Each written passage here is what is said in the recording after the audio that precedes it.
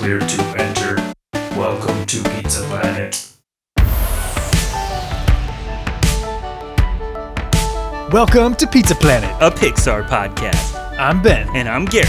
And we're your delivery guys. Bringing you a square box of round, hot, cheesy Pixar goodness. We've got a bounty of slices in today's feast, so let's dig in.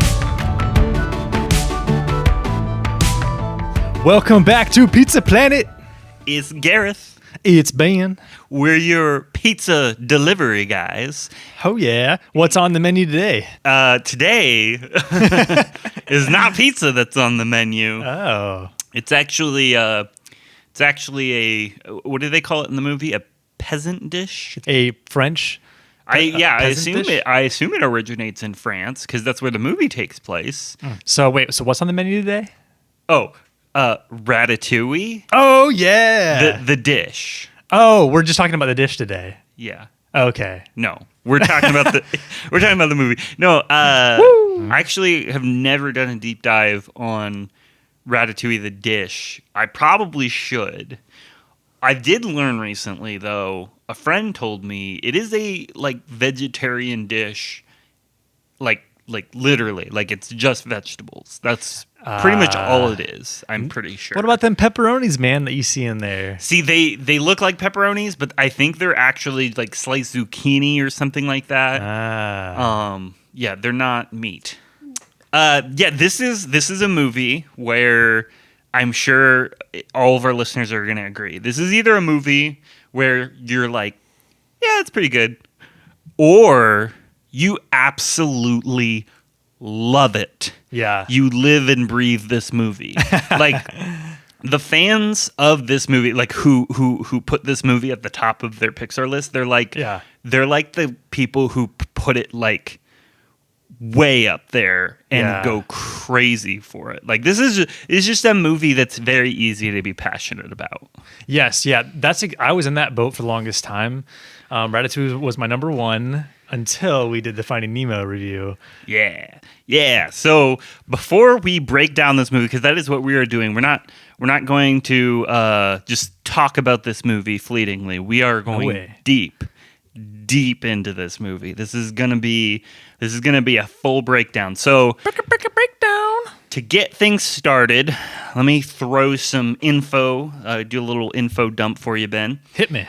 So this movie was directed by Brad Bird. He was the director of both Incredibles movies and The Iron Giant. Hey, that's not a Pixar movie. Yeah. Which hopefully someday we can talk about. Yeah, we'll see.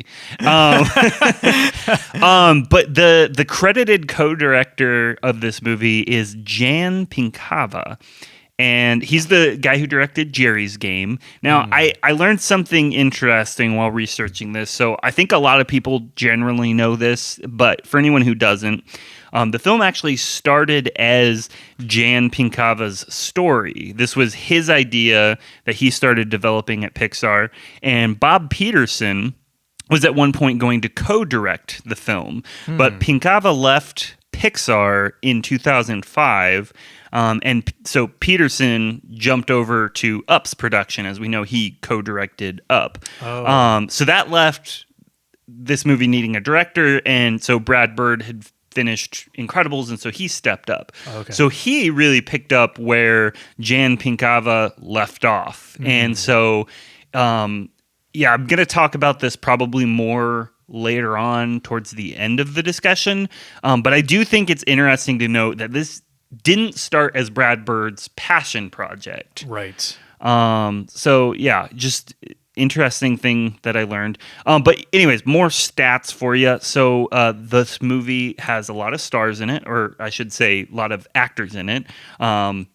Some you'll recognize, some you won't. But this movie stars Patton Oswalt, Lou Romano, who I want to note is actually, he's a Pixar guy who works at Pixar. I like how they use their staff sometimes for voices, but you will recognize his voice as the teacher from The Incredibles, who's freaking out about the tack. Yeah, right. That's Linguini. Oh, really? And I Whoa. never put that together until researching for this episode.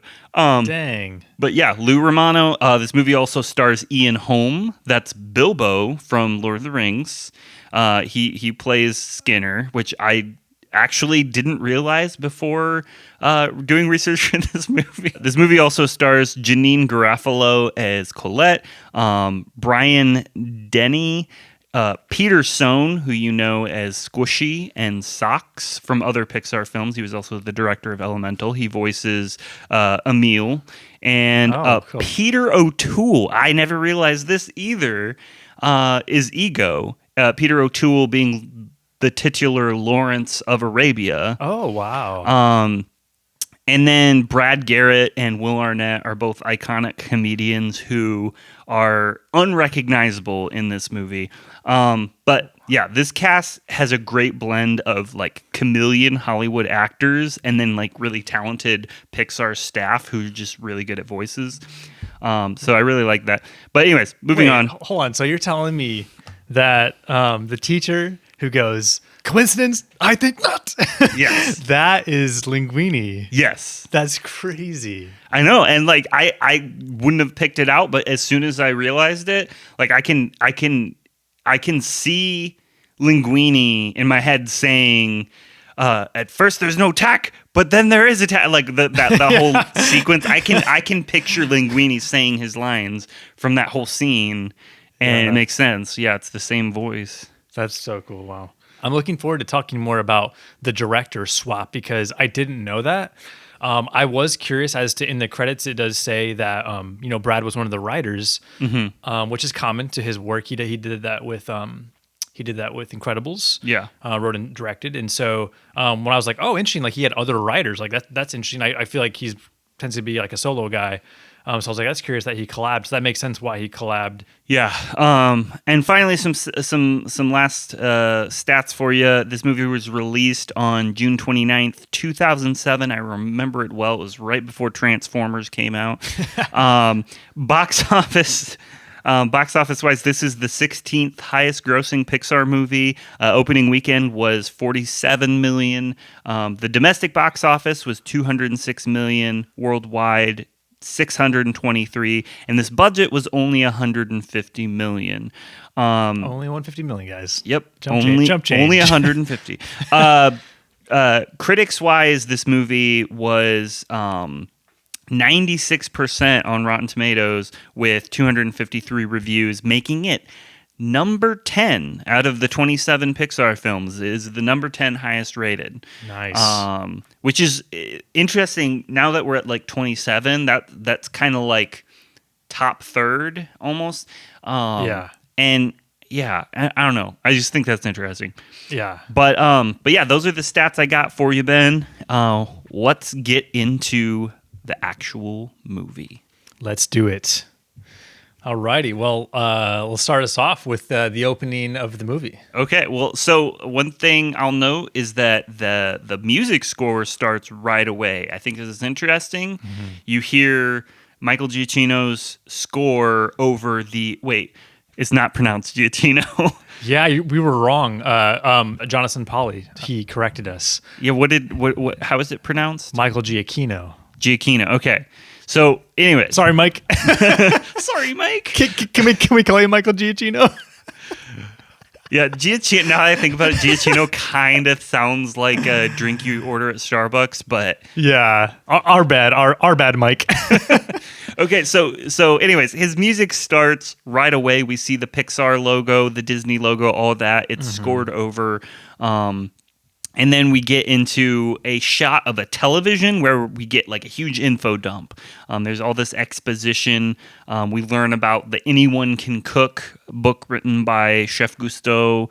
And then we meet Anton Ego. And this is a little Easter egg that I caught that I've never noticed before. Under his name, like he's giving a television interview, they have a nickname dubbed for him. Did you catch it? I missed it. What did it say? So his nickname that is published on this television program is the Grim Eater.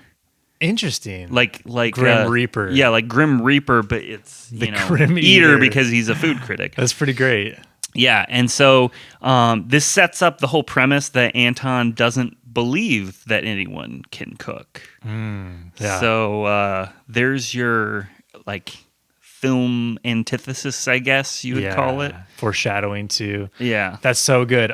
Yeah, that sequence is really cool, and it reminded me a lot of because I just watched The Incredibles recently, also a Brad Bird movie, as we mentioned. Yeah. A similar opening to The Incredibles also features a like television program. Oh, yeah. Both are like 4x3, like small in the frame. Yeah. And then both end with like someone talking, like the TV's that going, and then like fades out slowly. Yeah. That's interesting. Yeah. See, because I'm always trying to draw lines between Brad Bird movies because a lot of them, I shouldn't say a lot of them, he's only directed a few, but some of them have those commonalities. Like you can clearly look at The Incredibles and see, like, oh, he likes giant metal robots, like attacking cities. Like he's directed 2 movies with giant metal robots attacking cities that roughly take place in the 1950s or kind of like similar to that aesthetic. And then like they shoot like lasers and it's like a very similar, I don't know, similar aesthetic, and then that doesn't translate at all to Ratatouille. So I'm like looking for those other threads where it's like, and you just pointed one out, like talking, like old film talking heads, like yeah, that's really, really interesting. Yeah, and I wonder if also like if it inspired Pete Docter when he made Up, because Up also has a TV program at the beginning as well. Well, it could be because Bob Peterson hopped over from this production and he's like, to hey. work on Up. So maybe that was already in motion when he left, and he was like, hey, maybe I'll take a page out of this book. But the movie opens with rain on a house in the French countryside. Remy jumps through a glass window. He's holding a book. And then it freeze frames. It does that classic. I feel like this is like every, I don't know, like teen sitcom or teen comedy like intro where it's like, I bet you're wondering how I got into this situation. It's like a voiceover narration. Yeah. And then it's like, well, in order to understand this, you're going to have to rewind to like, last month when blah, blah, blah. So it does one of those, which it's interesting because normally Pixar doesn't lean on a lot of tropes. Right, totally, yeah. But I don't know if this constitutes as a trope or if it's just, I don't know. Yeah, that's a really interesting point. I remember thinking that too with the whole freeze frame tactic has been used. And I want to say in animation definitely too. Oh, yeah. So you hear Remy's VO and just, the movie, it's just, the whole movie, it just like, it flows. It's so artistic. So it just like works for me. But yeah. I will say that like the voiceover though with Remy, that becomes a thread through the movie. Yeah, it's interesting. I can't think of too many other examples of Pixar movies that lean on narration. Yeah. It's actually, this movie has quite a lot of well-placed exposition in it, which I say well-placed because normally exposition is something that's frowned upon in storytelling. Like when you do like big info dumps that are like needless. Yeah. But in this case, I think this movie is pretty like, I don't know, it's pretty well balanced as far as when it uses those storytelling tools. So I don't know, we'll probably get more into that as we go on, but yeah, it's just interesting to see that this is not a conventional format for a Pixar movie, and yet it still manages to feel like one. Yeah, totally. Yeah, it totally works. It's done very tastefully. Yeah. Yeah. So, but yeah, through that voiceover, we do get more exposition from Remy as he tells us about his special ability to be able to smell ingredients and detect anything from like what's inside food to like it has poison in it. His family's like kind of like thinks it's weird or useless, and then they're like, "Oh, wait a minute, we'll put you to work." yeah. And so now he's the poison sniffer. Yeah. For his colony, and then we kind of go into this sequence where Remy sneaks into the house. He goes into the kitchen for the quote-unquote good stuff. This is where we learn that he loves Gusteau. Like he sees Gusteau on TV. He talks about the cookbook and everything. And so, there's definitely the scene kind of exists to set up the fact that Remy is frequenting this kitchen without anyone knowing. But then we get this really cool sequence where we're going to see this again later on in the movie. And this is another kind of like unconventional storytelling moment where the background drops out as he's eating food and he's detecting flavors. And so those flavors are reflected both visually behind Remy using like these dancing screensaver lights and also music. And you have Michael Giacchino scoring the taste of each piece of food. Yeah, I'm surprised Tony didn't talk about that scene because that's kind of like pretty amazing that Michael was able to achieve that. Yeah. Yeah, I mean, it's like you can't talk about every single score moment in every single Pixar film when you're breaking down all the scores. But yeah, like that is a definite like highlight moment score wise for Michael Giacchino. But yeah, then we get the sequence where Remy is talking to Emile and he scolds him because he's like, we walk on the same feet that we handle our food with. I thought that was like a really funny thing. Yeah, he's like, don't you ever think about that? But he finds a mushroom. Emile finds some cheese. He's like, this would go great with some rosemary. So they cook it on the rooftop, and then lightning strikes. Yes, yeah. And then they like zap and they fall down. He's like, that was incredible. We got to do that again. So he kind of has a, what would you call it? And then it feels like kind of like a zapper electricity or whatever. He's like, yeah, kind of smoky. Yeah. I think that scene is interesting because it definitely sets up a world that is more so grounded in cartoon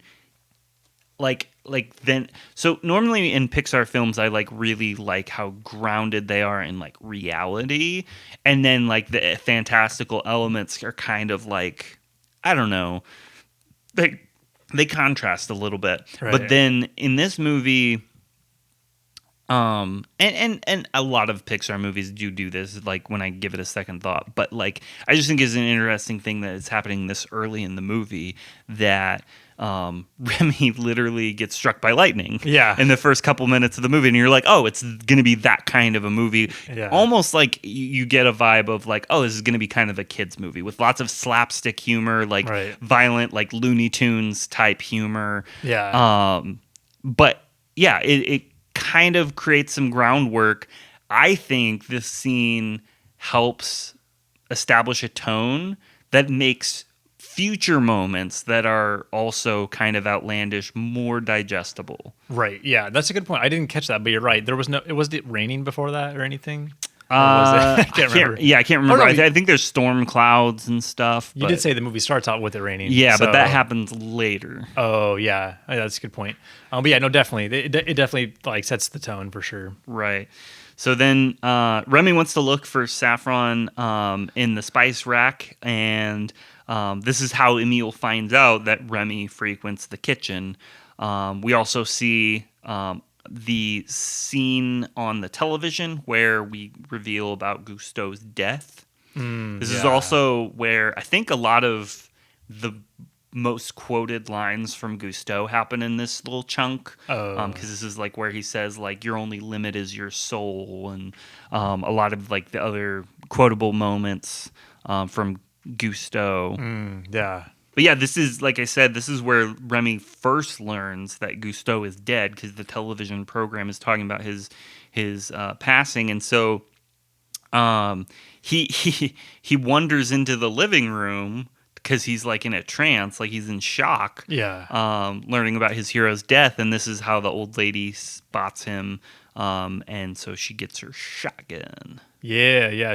And then the old lady kind of turns pretty savage. I mean, like, it's like, I understand being like spooked out by a rat, and like I could see maybe an old lady like just, you know, firing like a gun maybe once because you're just like spooked and like you're like, oh, what did I just do?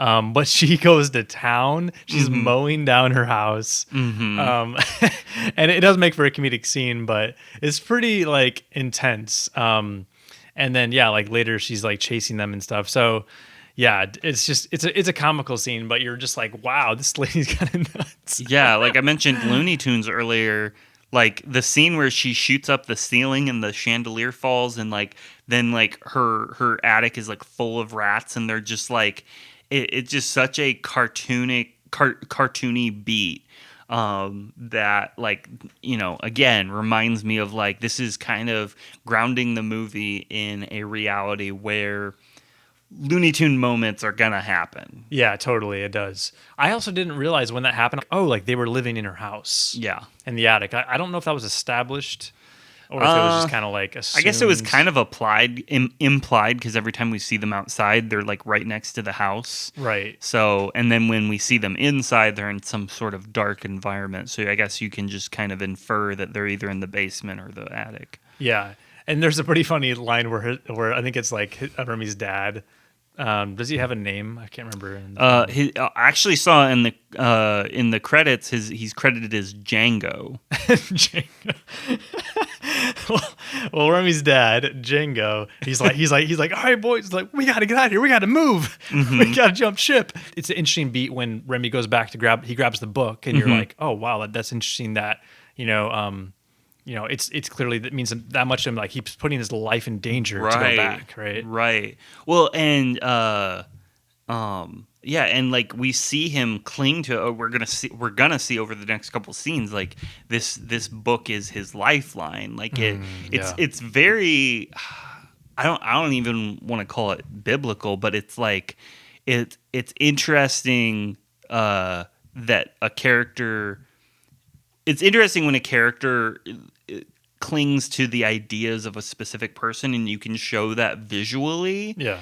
By having there be like this piece of literature for them to physically, like, you know, carry with them. And in this case, I think that's kind of beautiful that Remy's entire world is divided between the rat world and like what they're telling him, and then what this one chef who he saw on television, Gusteau, right, like has said things that are so radical and so like just shake him to his core, that he is like it does make me think of those stories you hear about like in other cultures, like you hear missionary stories about people who just, you know, they cling to the hope that comes from the Bible, you know, right. or something, some insert your religious text here, that people are really, you know, the ideas are what they're clinging to, but then they physically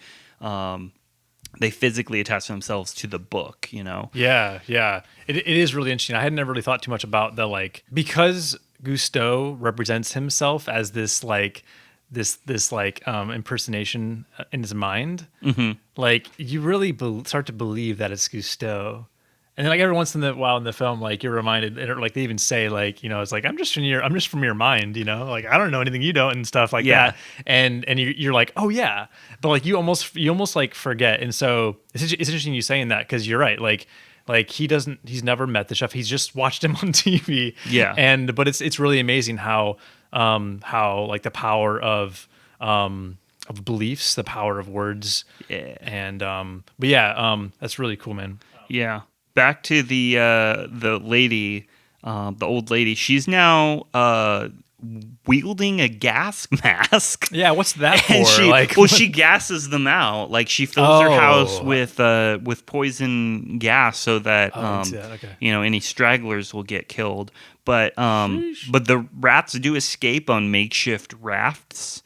Rat on rafts. And I have to say their emergency protocol is pretty efficient, because it's like a few seconds between them getting shot out of their home to them being like on these like really well organized like floating vessels that are like there's not too many rats to a vessel, and it's like they clearly have this, you know, whole escape thing down. Yeah, they've got an escape plan.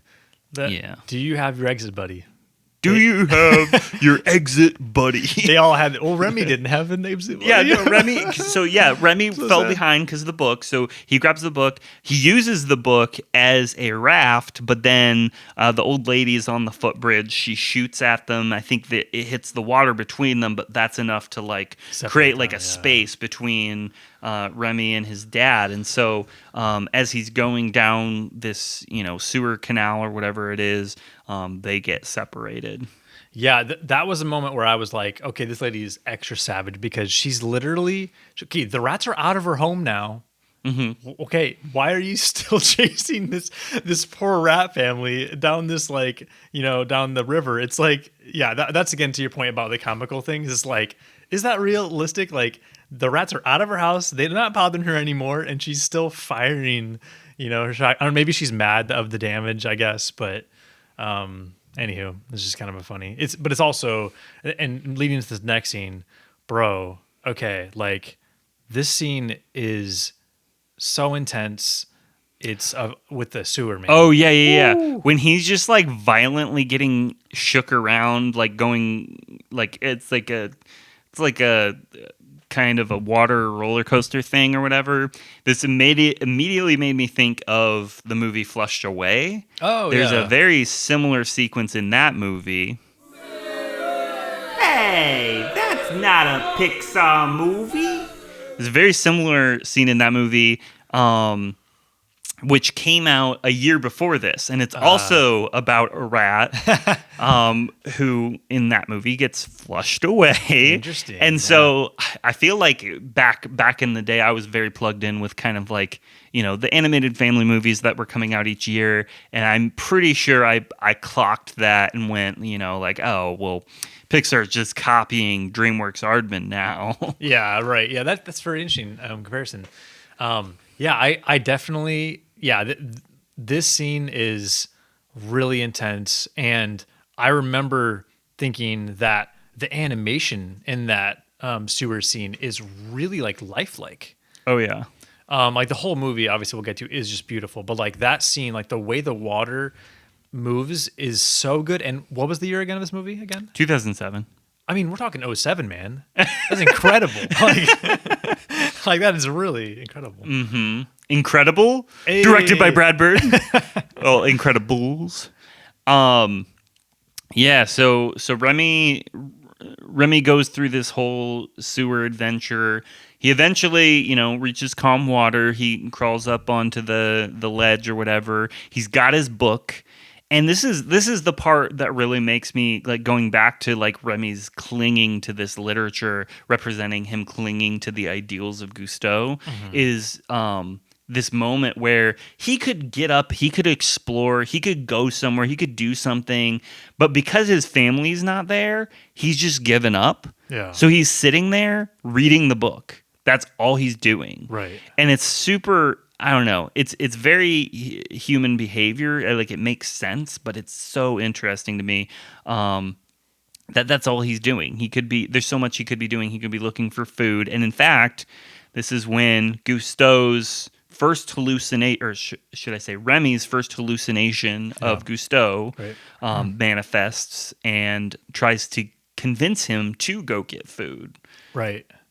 And we know this is a projection of his mind, so I guess in a way Remy is convincing himself to go get food.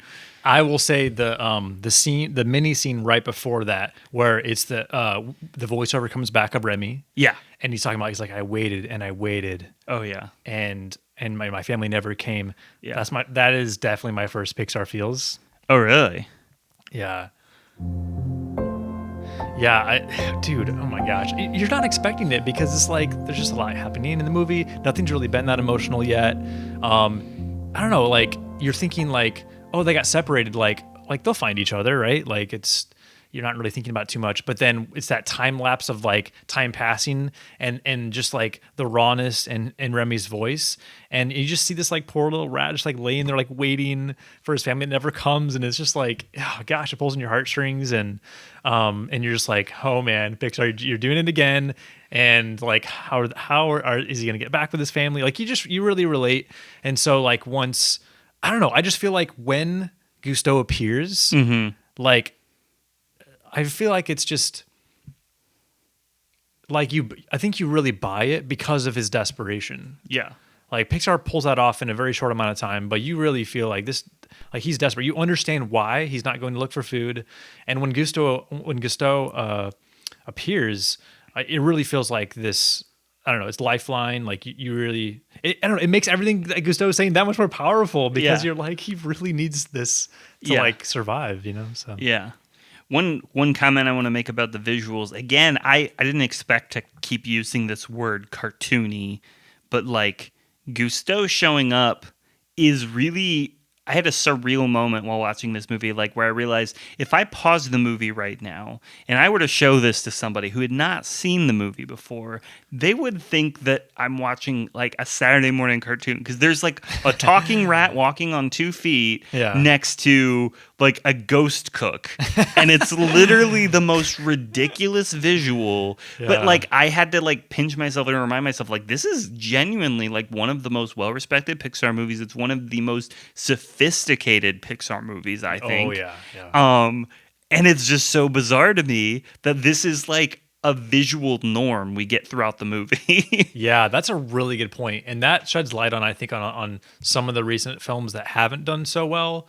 And they'll have some ridiculous concepts that for some reason you don't fully buy. And here is an example of where we buy it. Yeah. And it works, you know? Yeah. So. But yeah, in this scene, Gusteau is going to, coax Remy back up out of the sewer and into some rooms. But then he cautions him not to steal food. He says, "Food always comes to those who love to cook." Good line. It's a good line, but I really wonder if there's any like truth behind it, or if it's just kind of like he's just kind of making stuff up. Yeah. That's the line that happens when he finds the bread, or no, that's next. Well, yeah, like when he finds the bread, he tries to eat some of it, and Remy says Gusteau scolds him and then tells him, like keep going. Food always comes to those who love to cook. Which I feel like that statement, now that I think about it, is like the antithesis of the classic saying, "There's no such thing as a free lunch." Oh yeah. So like, there's no such thing as a free lunch, but food always comes to those who love to cook. I guess in a way that's true because if you're willing to cook, you're willing to work. Yeah. So, and that means what you're getting isn't free. So maybe it is a true statement. Yeah, I think it's true, but it does sound kind of like no, like you can cook all you want, but like if you're like poor or whatever, that can be tough. But no, I do think there's truth in it, and I was watching it with Sarah, my wife, and she literally said out loud, "Just eat the bread." I was like, yeah, I can understand that. So honestly, like it does show a lot of Remy's character by denying the bread, like. Yeah, that's true. Well, yeah, I kind of get it because, well, he's a rat. Like in the world we live in, he's a rat and he's touched the bread.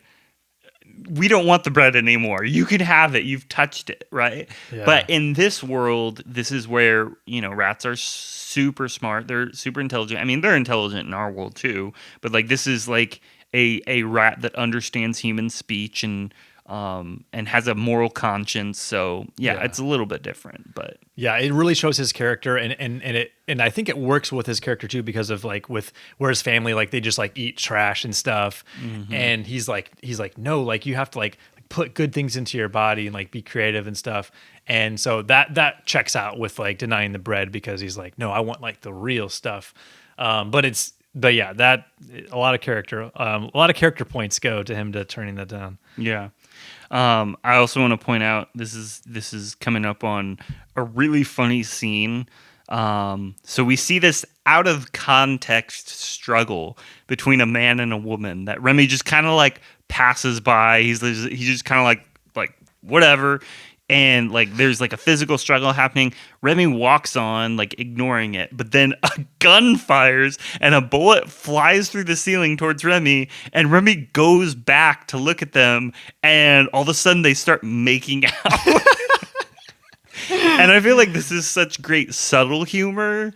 I don't know, like just the idea that there was probably like a feature length movie that happened preceding that moment, Yeah. and without that, 90 minutes of context, the moment made absolutely no sense to Remy. It made absolutely no sense to the audience, and that's what's great about it. Yeah, I feel like it plays a lot on the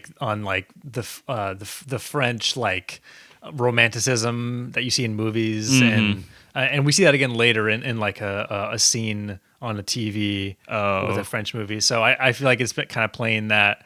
The city of romance. I don't know. Is that Yeah. Paris? Is Paris called the city of romance? I don't know, but I've heard that it's very like it's known as like this Yeah, romantic it's place. Yeah. it's definitely known for being romantic, but I want to say there is a specific city in Europe called the city of romance. I could be wrong. I did zero research on this, and I believe it's Paris. But Well, there is a line that we hear shortly about. I think it's like something like all the best things happen in Paris or whatever the line is. yeah, something steamy. So then what? But then after that, he passes by. He sees a shadow of a dog. Did you see this? And Was it Doug? It looks exactly like Doug. Hold on. Wait, so Doug was cameoing in this movie. So it's his silhouette, and it looks exactly like Doug. So I mean, that would make sense. Bob Peterson voiced Doug yeah, and co-directed Up. And if he was working on this movie early on in production, that very well could be his, either his contribution or it could just be an homage to him. right, yeah. So that's interesting. But yeah, shortly after this, Remy discovers he's actually been in Paris this whole time, and he's right next to Gusteau's. Right. Yeah, exactly. It's that. So I wrote down that so the shot of Remy climbing up, looking out and seeing Paris, that he's there,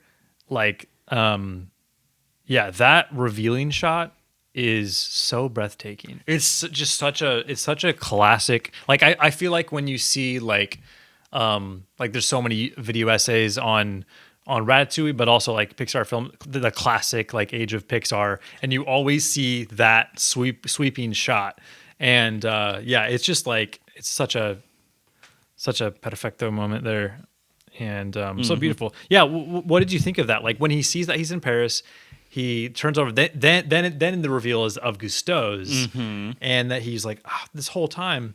What did you think about that? Do you think that's kind of like, again, one of those moments where it's like too good to be true, or? That's a great question. I buy it. I don't know.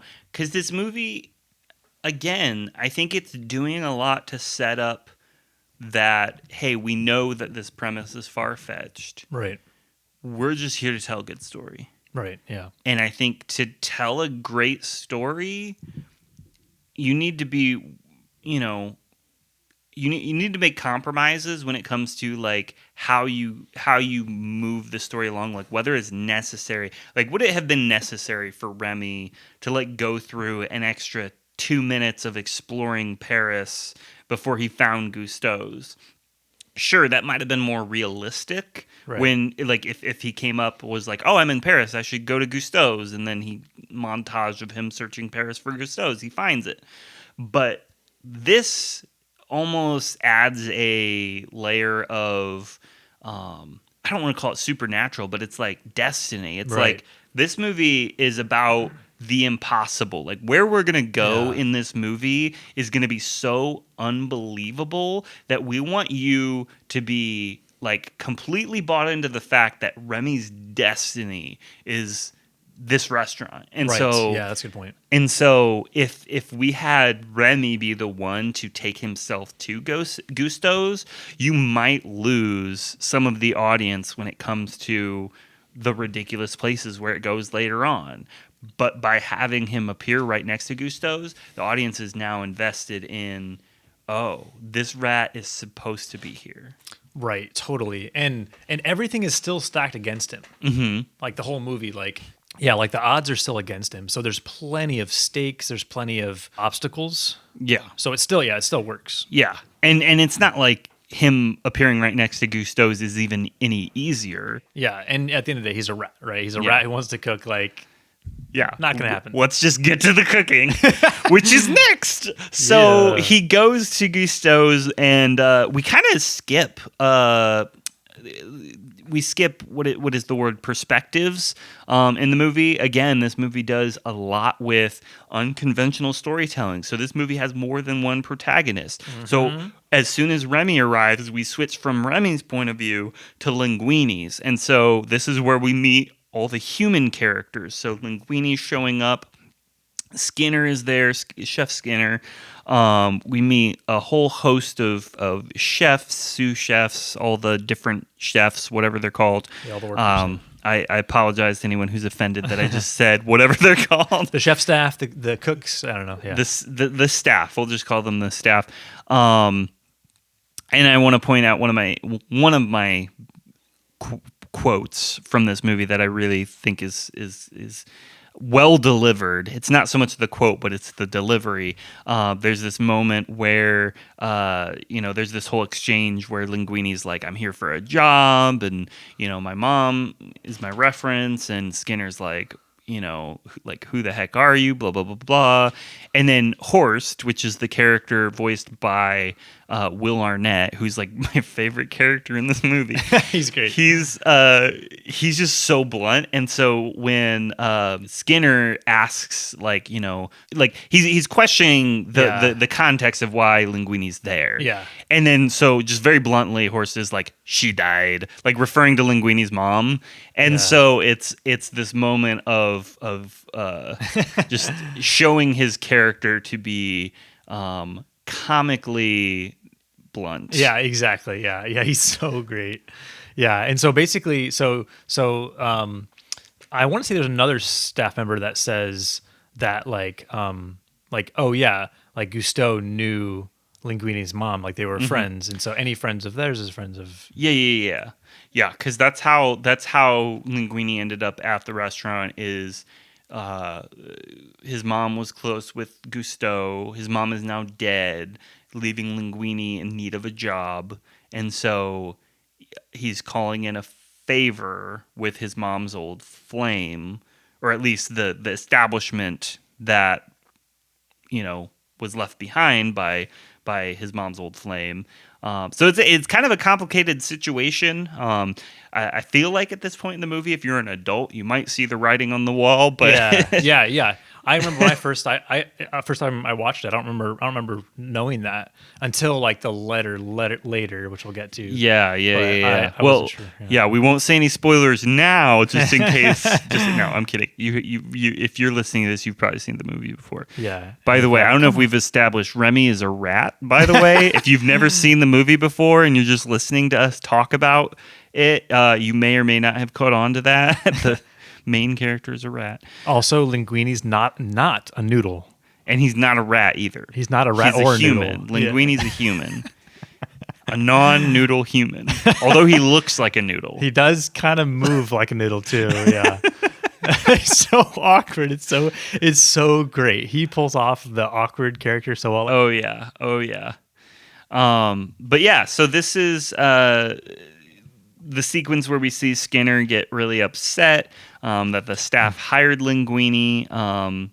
Again, it's as a personal favor to his mom.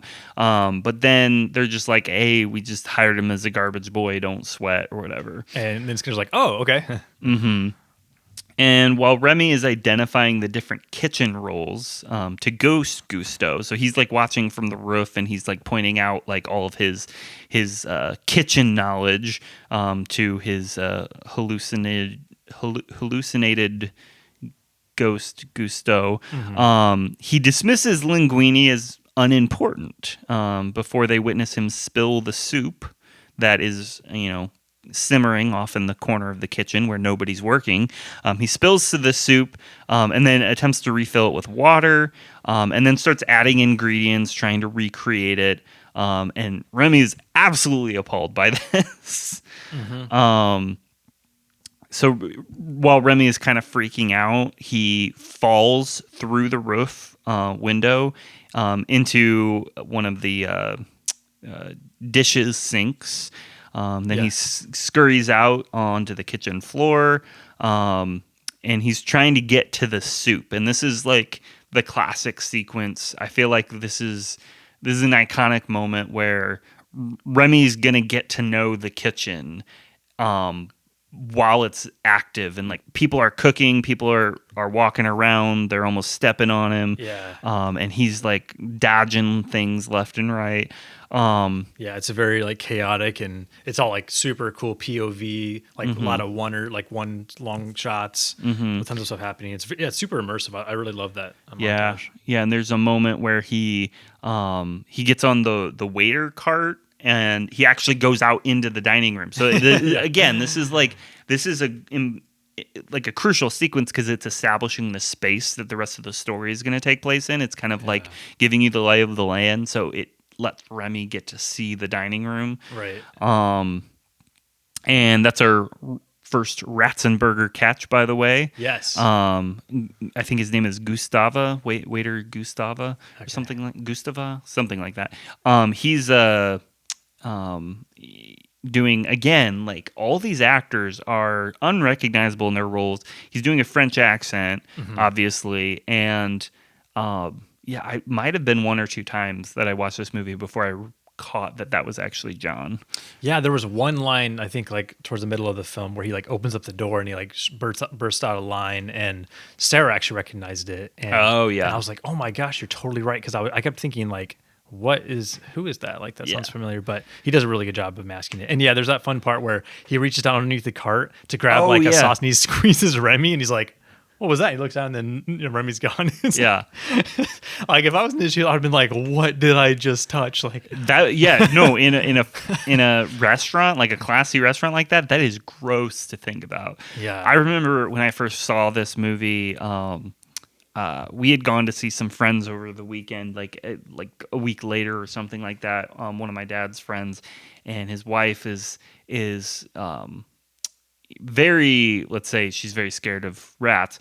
So I brought up the movie and how much I loved it, and she was like, I will never watch that movie again, because like rats in the kitchen just made her want to go like basically be sick. Yeah. And so yeah, I totally get it. Like people who are scared of rats or like have like, you know, aversions to rodents in residential places. It's just I get how gross this movie is, but at the same time I love it. It's like it's humorous and also like telling a ironic story.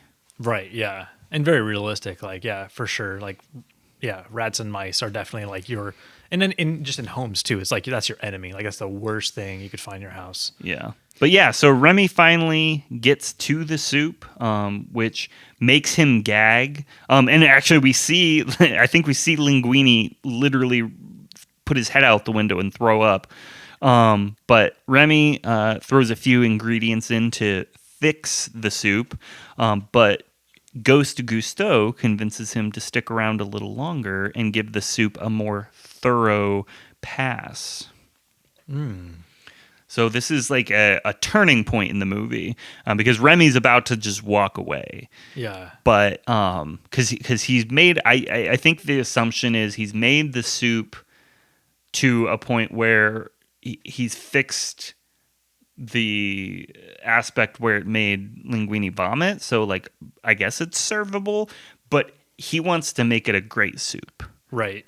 So, and even before that, I think Gusteau says like, "Now's your chance," you know. Yeah. And that's what caused him to show off what you're doing. Yeah. So, like, that's why this is such a key moment, because if he doesn't go back, we will never know. We as an audience will never know like what Remy's actually capable of. Like, this is his first chance to actually not only cook something, like in a kitchen with all these like, you know, ingredients, like premium ingredients, but like he's gonna potentially have it served to humans. Right. Yeah. This scene in this moment is so big. And I do remember thinking, I was like, well, we've seen Remy like in the beginning, like the first act, like we see him like doing some cooking. We see him like picking rosemary out of the in the yard, and then we see him go inside, and he knows like about saffron. So he like, okay, he knows about spices.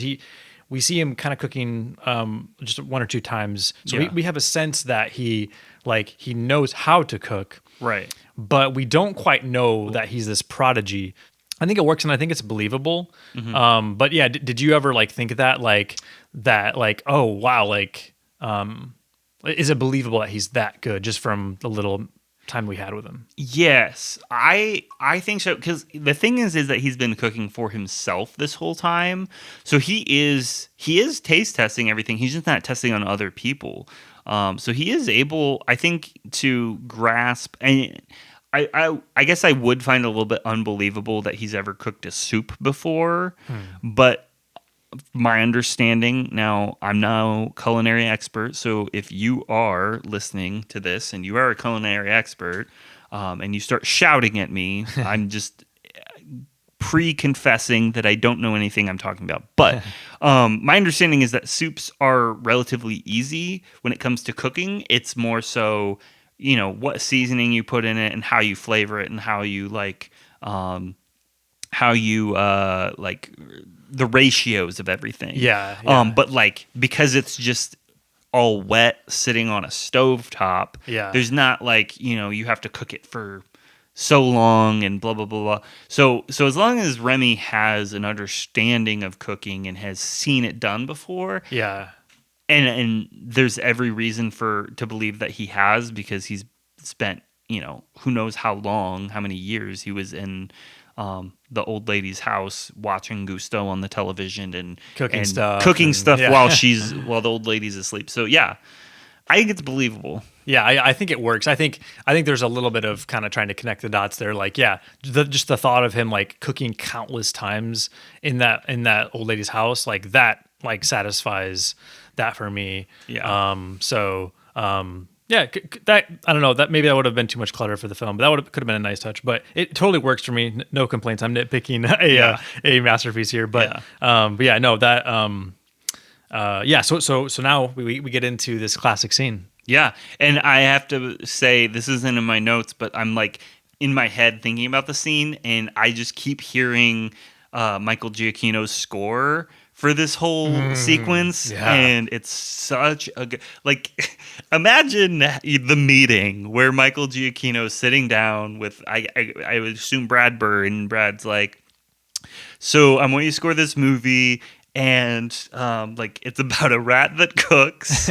And so like setting up the context for this scene, like this is such, again, we've established rodents in the kitchen are gross. And so like to make this scene lovable and endearing and like give you an appetite, like make you hungry, right. and for this scene to like make you feel like charmed and have like a sense of levity. And it's like, how do you do that to a scene about a rat throwing ingredients into a like boiling pot? And Michael Giacchino just does it. Like there's that little, I don't know what you call it, but like a little fluttery riff that's in the score in this moment, in this sequence. I think it's like a flute that's just kind of just fluttering up and down, and it's just like, it just sounds so light and breezy, and it's like this is my happy place. Yeah, it's such a beautiful, iconic scene, like with the way the camera is like kind of like looking down and like panning as he's like, it's kind of like this like time lapse of him throwing in the ingredients, and it's kind of like this like these like arcs, like the way like those like waterfalls you see in cities, where the arcs of like of streams. It's like he's throwing all these ingredients in, and by the way, we see him like wash his hands to begin with, which is cute. And it's like, okay, sanitary, but checks out. But so nobody got sick eating his soup. I'm sure. They wanted more. So so we see all the ingredients going in, and so it's cool. Interesting. I just realized, so earlier it establishes that Remy doesn't walk on his front paws. Because he's not wanting to get his paws dirty before like eating or cooking or whatever. And so just thinking about that aspect of pre-production, where they realized, like this is a movie kind of grounded in reality. We're gonna have realistic looking rats, like for the most part realistic looking rats, but Remy is going to be the one that walks on two legs. How do we make that look not creepy? Right. Yeah. Because I feel like that is the challenge, is like you have all these other rats who walk on four legs. So the moment one of them starts walking erect, it is going to look unsettling Right. and unnatural. But they do make Remy like somewhat like, realistic looking, but also you don't hate him when he stands up on two legs and he's walking around. And anyways, I don't know. It's just interesting, I thought. They probably did some character design, like a little bit of engineering, like natural biology to make it work. Right. But it works. It looks great. Yeah. It definitely looks realistic. Because like when he stands on two legs, often he has like his two paws like in front of him. And it's like you've seen rats before, like photos of them like standing on two legs where they'll sit up like that. But it's cute and endearing when he does it. But yeah, so Linguini is the sole witness to this. He watches Remy cook, and then as soon as he's done, he catches him under a strainer. Yeah, I like that part where it's like all of a sudden the camera reveals that Linguini's right there, and then like Remy has like the last like a little bit of ingredient to put into the soup, and he just kind of like drops it. And it's great. But and then you're like you're trying to figure out what's going on. You're like he catches him, and you're like, oh, is he going to kill it? Like you don't really know what's going on, but then you're picking up quickly. You're picking up like, oh, like he's being very careful. Like he's like almost guarding it. Yeah. Rather than like, so you get the sense of like, oh, something's going on here. Like Linguini's not like antagonized or you know what I mean? He's not like after Remy. Yeah, I get what you're saying. Yeah, he feels confused about Remy. He's not sure. Yeah. If he's supposed to, sound the alarm. Yeah, he's like curious and confused. Yeah, it's great. Yeah. But yeah, so Skinner, they serve the soup, and Skinner mistakenly thinks Linguini was the one cooking, so he's like yelling at him. But yeah, they serve the soup, and turns out that it was a critic that tasted Remy's soup, and everyone thinks Linguini cooked it. So like all these orders are pouring in for Linguini's soup. Yeah. Colette, who is a character who I think we meet her a little bit earlier than this in the movie, but she'll become important as the movie goes on. She leverages the critic's opinion of the soup to defend Linguini, and then that really outrages Skinner. So there's this awkward moment that I have to point out where Skinner kind of shoves Linguini into Colette's arms. Yeah. And I always feel so bad for Linguini because I don't know. I feel like that's like that's jerk move. Well, it's a jerk move to shove anyone into another person, but like I don't know, doing it to the awkward garbage boy into a woman, like the only woman in the kitchen. Yeah, it's not. I don't know. It just feels. Yeah, it's kind of weird, creepy, kind of like. Yeah. Yeah, kind of icky. Skinner's not showing respect to a woman, and he's also not showing respect to the man. Yeah. But yeah, if he had just shoved him into like another dude, I feel like that would have a completely different vibe. Where it's just men tussling and him showing aggression. But right. Yeah. So while Skinner is yelling, he spots Remy trying to escape. And so he orders Linguini to go dispose of Remy because, rats in the kitchen. Right. So Linguini is still the only person who knows the secret about Remy. Yeah. And now he is taking Remy in a jar down to the river to dispose of him. Yeah, and so before we get to that scene, I wanted to say real quick that I kind of had a mini Pixar feels for this scene when Colette defends Linguini and saying like anyone can cook. Yeah. I don't know why. I was not expecting that to hit me, but it really hit me because even though they don't know like that it was Remy, like as an audience, like we know this rat just made this meal. Like he's from like, yeah, he's like comes from like a hard place. He's just a rat. Like he is, got tossed into this restaurant of his dreams. Like just such a long shot, and he makes something and everyone loves it. And you're just like, he just did the impossible. Yeah. And so when that's like it's just like, it's like he's living and breathing. Remy's living and breathing this like anyone can cook. And so when someone else other than him like says it out loud and is confirming Remy's belief. Right. Like people have tasted and confirmed that it is like amazing. It just like validates him and validates his belief. And like that just little moment, like to me, it was just is so beautiful. I really liked it. Yeah. I guess I had never thought about that. Like that being like as a Pixar feels moment, but you're right. Like there is a lot of emotional impact from Colette, coming to his defense for that reason. Mm-hmm. But yeah, so now Linguini's gonna bike to the river, and this scene I have to say is brilliantly written because there's this one-way conversation between Remy and Linguini, and Linguini realizes that Remy is intelligent and that Remy can actually cook and understand him, and there's there's this communication that's happening, but no words are coming from Remy. Yeah. So I just think that the screenwriting in this movie is chef's kiss, no pun intended. Yeah, it is so beautiful. And we should say before we go any further that this was not a problem for me, but did you have any hangups about like how that works, like how Remy is able to understand humans? No, I guess not, because in this world it establishes later on that there's a lot of animosity that, I should say because of the animosity that humans express towards rats like vermin, rats are averse to communicating with humans. They're scared of humans. Yeah. And so there's no reason for them to ever try and reach out with, an olive branch, if you will.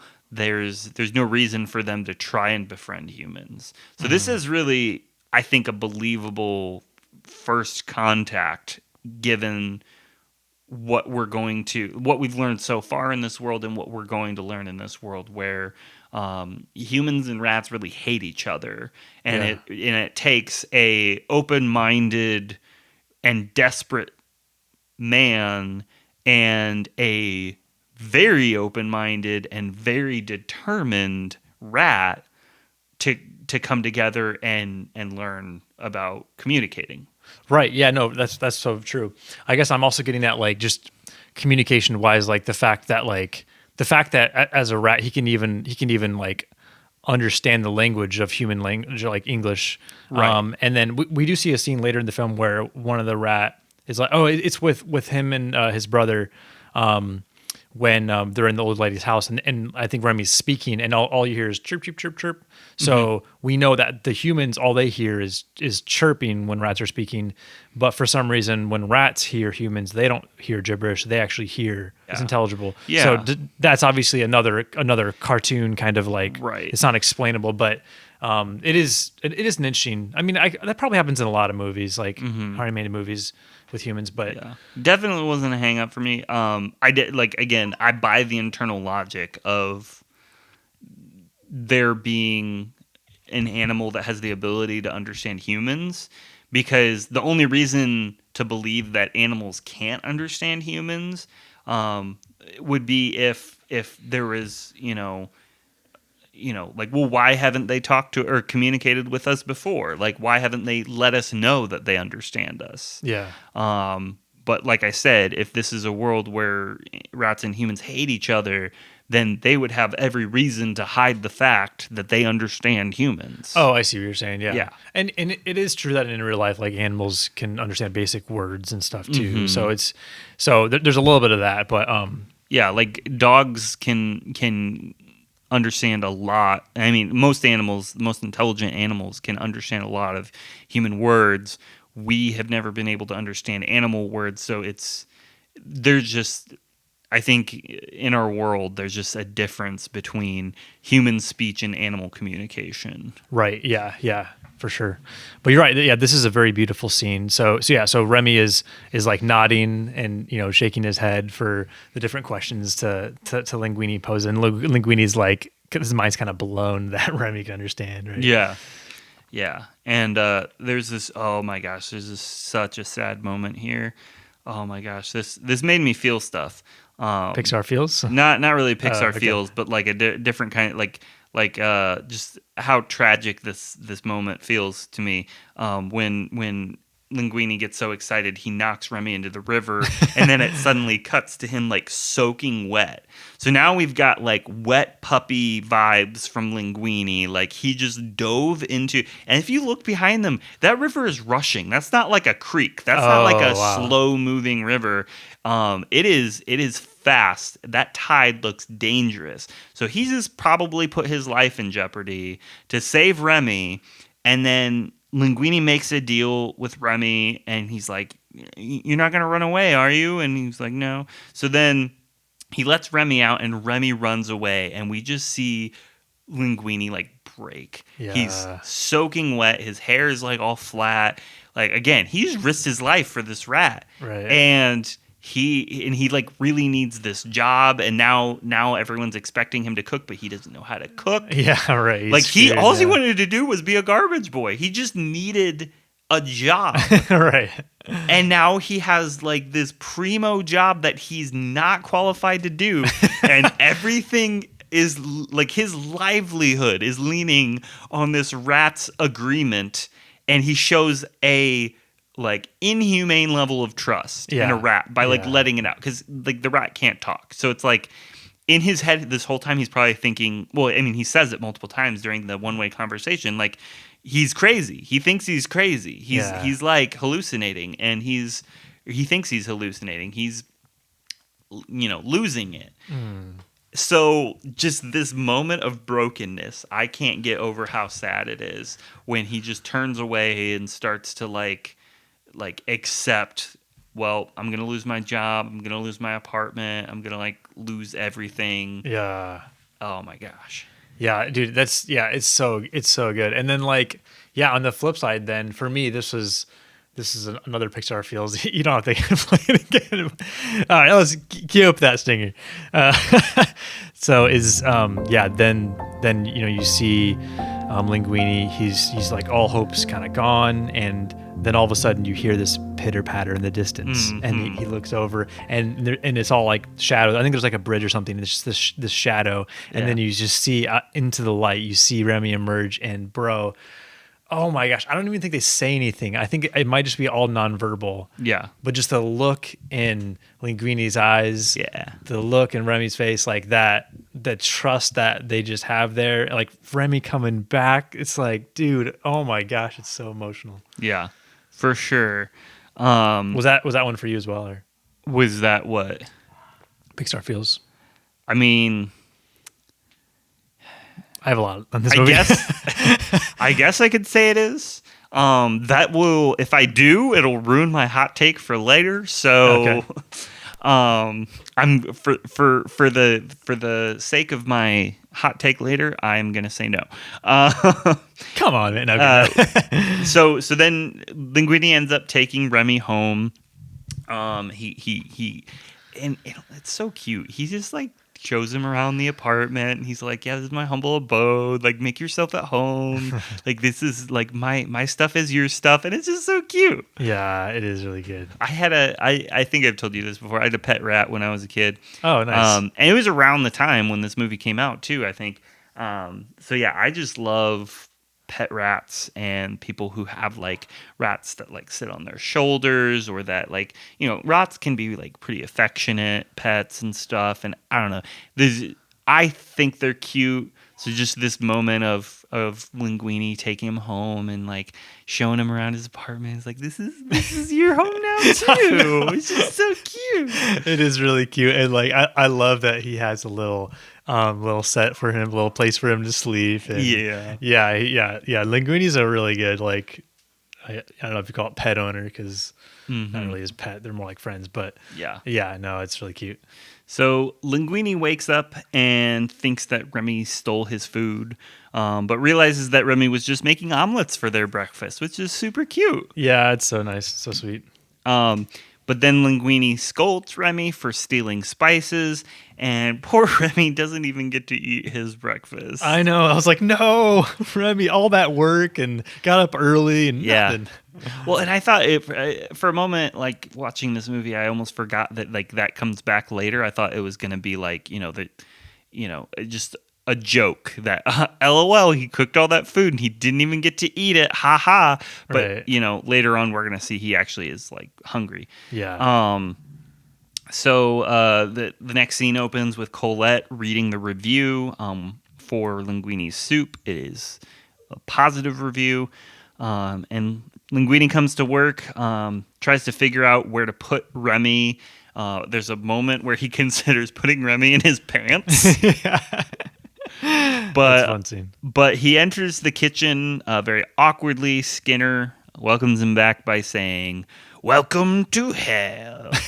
And he invites him to recreate the soup. So Linguini tries to recreate the soup, and Remy bites him from inside his shirt to kind of direct him. Yeah. But he goes into the freezer and opens up his shirt and reveals like bite marks everywhere on his chest, and Yeah. he's like, "This isn't working." There's a really funny scene where it's like inside of his shirt, and every time you see Remy like gets like slapped, and then he goes like slap. I don't know.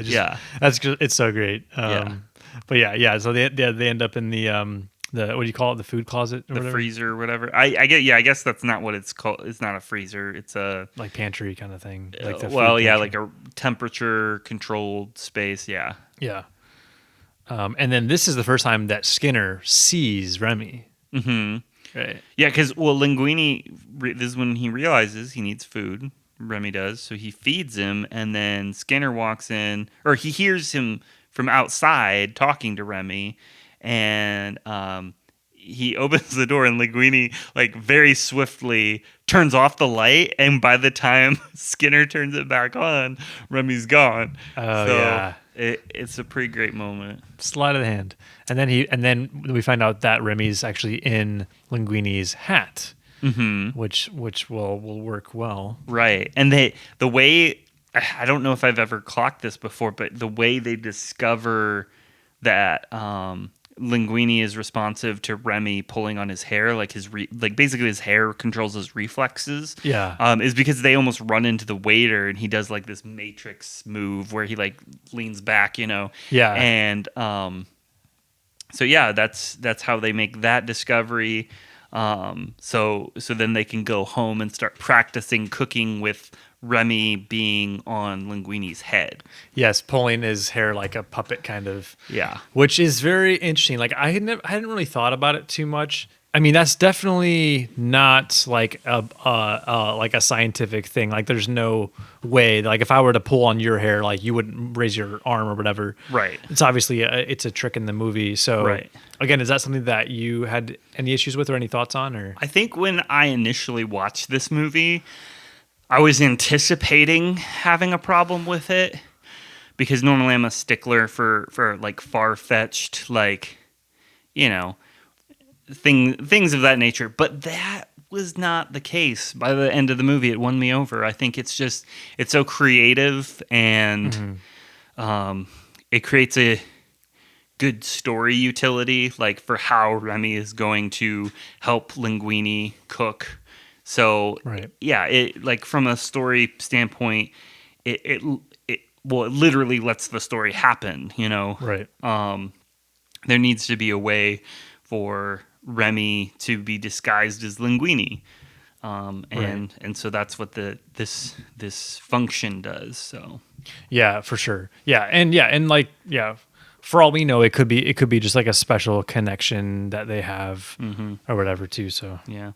But yeah, this is a funny scene because we see a lot of cooking fails. Linguini throws an omelet out the window. He spills everything, including wine, onto his head. At one point, like Remy's like trying to like smell a tomato, so like Linguini's like holding it up, but then he like squeezes it and splatters tomato all over Remy's face. Yeah, or like the spaghetti noodles when he's like trying to shake the box. Yeah, he shakes like, them right out of the box. Like Yeah. the funny thing is that like I relate to that because like spaghetti is one of the things I can cook, and I've done that where I like pour it into the pot, but I've noted, like, because they're straight, you have to pour them straight down. It's not like a bottle of something where when you're pouring liquid, you only hold it at 90 degrees. But if you hold spaghetti noodles at 90 degrees, they just fly out, out of the pot. So right, yeah. Yeah, that's and I definitely wrote down that like the comedic stuff between Remy and Linguini is just like comedy gold. Yeah. Like it's just so funny. There's their whole relationship, and all the gags that they do throughout the whole film is so great. Yeah. So that montage shows them getting better and better, and then eventually shows Remy can now control Linguini even at work around coworkers. So they recreate the soup. Skinner now is assigning him to study under Colette. And it's the scene where she threatens him with knives in his sleeve and gives him a speech about, not going easy on him, basically. Yeah, she comes off super tough, and you're almost like not sure how to feel about her. But then, having already seen the movie, I wrote down like, this is the most amazing meet cute. Now, technically they met before, but like if you really refer to this as their quote unquote meet cute, it's pretty great. Meet cute. Oh yeah, it is. So this is also going to be a scene where we see Skinner in his office meeting with a marketing guy. And they are introducing a new line of frozen Gusto food. So in this scene, we see a bunch of different brands, like Gusto, different food brands or whatever, burritos and stuff. Yeah, did you catch all of them? No, I didn't. Overall, so I paused the movie and wrote down all the ones that I saw. There might be more than this, but I saw Gusto's barbecue dip and ribs. I saw Gusto's microwave burritos. I saw Gusto's haggis bites, which I think is like a Scottish or Irish dish. Gusto's chop sake pockets, which I think is the new one. I think that's the one that was just launched. And then Gusto's toothpick and chicken, which is clearly a reference to KFC. Oh, nice. But then he, as the marketing guy is leaving, they pitch corn puppies. And he draws a picture of Gusto in doggy makeup. Oh, yes. Okay. Now, what is the background on this? Like, this is obviously a part of the restaurant, the business, a side part of the business where they're just like selling these microwavable meals. It's obviously a source of income for the restaurant. Right. And Skinner, it seems to be in favor. Is it... and we find out later, obviously, that like the staff isn't crazy about this because it's very anti like what Gusto probably would have wanted. It's very like, or is it? Because if his philosophy is anyone can cook, then he better offer some kind of product that lets anyone cook. Yeah, it's true. Anyone can pop it in the microwave. But like, yeah, I guess what I'm getting at is like, yeah, I understand why the staff wouldn't like it. I get that it doesn't feel like what Gusto would want. It's not very like classy. But like, what's the main aim for Skinner with it? Is it just simply a moneymaker? Money, yeah. Okay, I think that this whole moment or aspect of the infrastructure of the restaurant, I think, exists solely to show Skinner's soullessness. The fact that he has gutted the brand, he's monetized Gusto's memory, for profit, basically, Okay. is the idea that, That I'm makes sense. gleaning. So, Yeah. but yeah, you're not wrong. I don't think the staff loves it. I think it's because they have a personal relationship with Gusteau, and they have a personal relationship with the restaurant. They're like, well, you're basically selling out our restaurant's well-known like brand, and that brand is built on them specifically being good at what they do. Yeah. And you're selling out that brand to a mass market that isn't going to reflect the quality that we are boasting. Right. Exactly. Yeah. So- It's a lack of the quality food that they can't provide. Yeah. Yeah. Cool. But afterwards, Skinner comes across a letter from Linguini's mother. He reads it, and immediately we don't see what's on it, but he calls for his lawyer, so you can kind of guess what he sees on the letter. Yeah. Yeah. That's a big moment. I don't remember my first time like reacting to that, but yeah. Do you like remember when you first found out? Was that a like crazy, or did you see it coming? I was definitely surprised in the moment because like I wasn't expecting it to happen right then. But I think I had a inkling of what was coming. I don't know. I don't remember that well. We then see the lawyer and Skinner discuss how Linguini is Gusteau's son. Skinner is suspicious of the situation, to say the least. The lawyer takes a hair sample from Gusteau's hat. So this is propelling a new part of the story forward. Yeah. Where there's now a secret between Skinner and his lawyer that could make things very different for the protagonists of this movie. Yeah. And Linguini and Remy have no idea. Because yeah, right. That's right. It's later on that Remy finds out. That's right. Yep.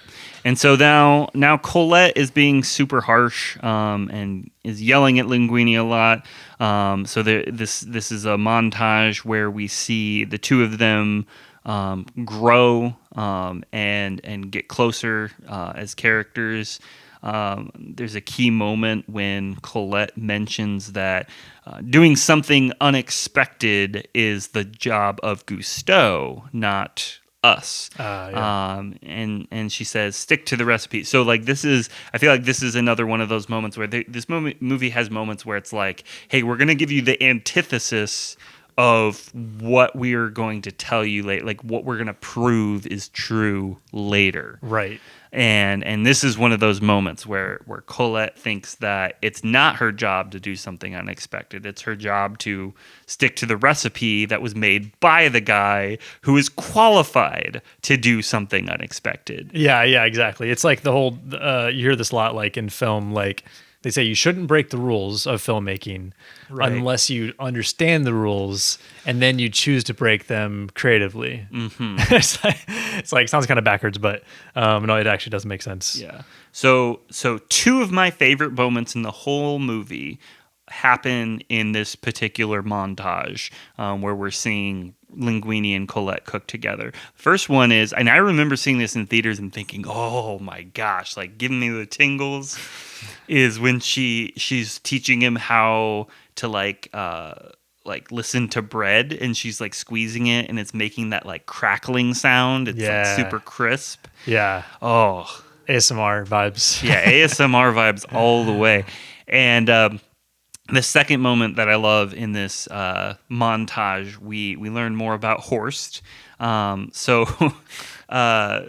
We learn that he's done time in prison, and Colette's like, yeah, he changes his story every time you ask him about it. So it shows like a bunch of different answers to the question.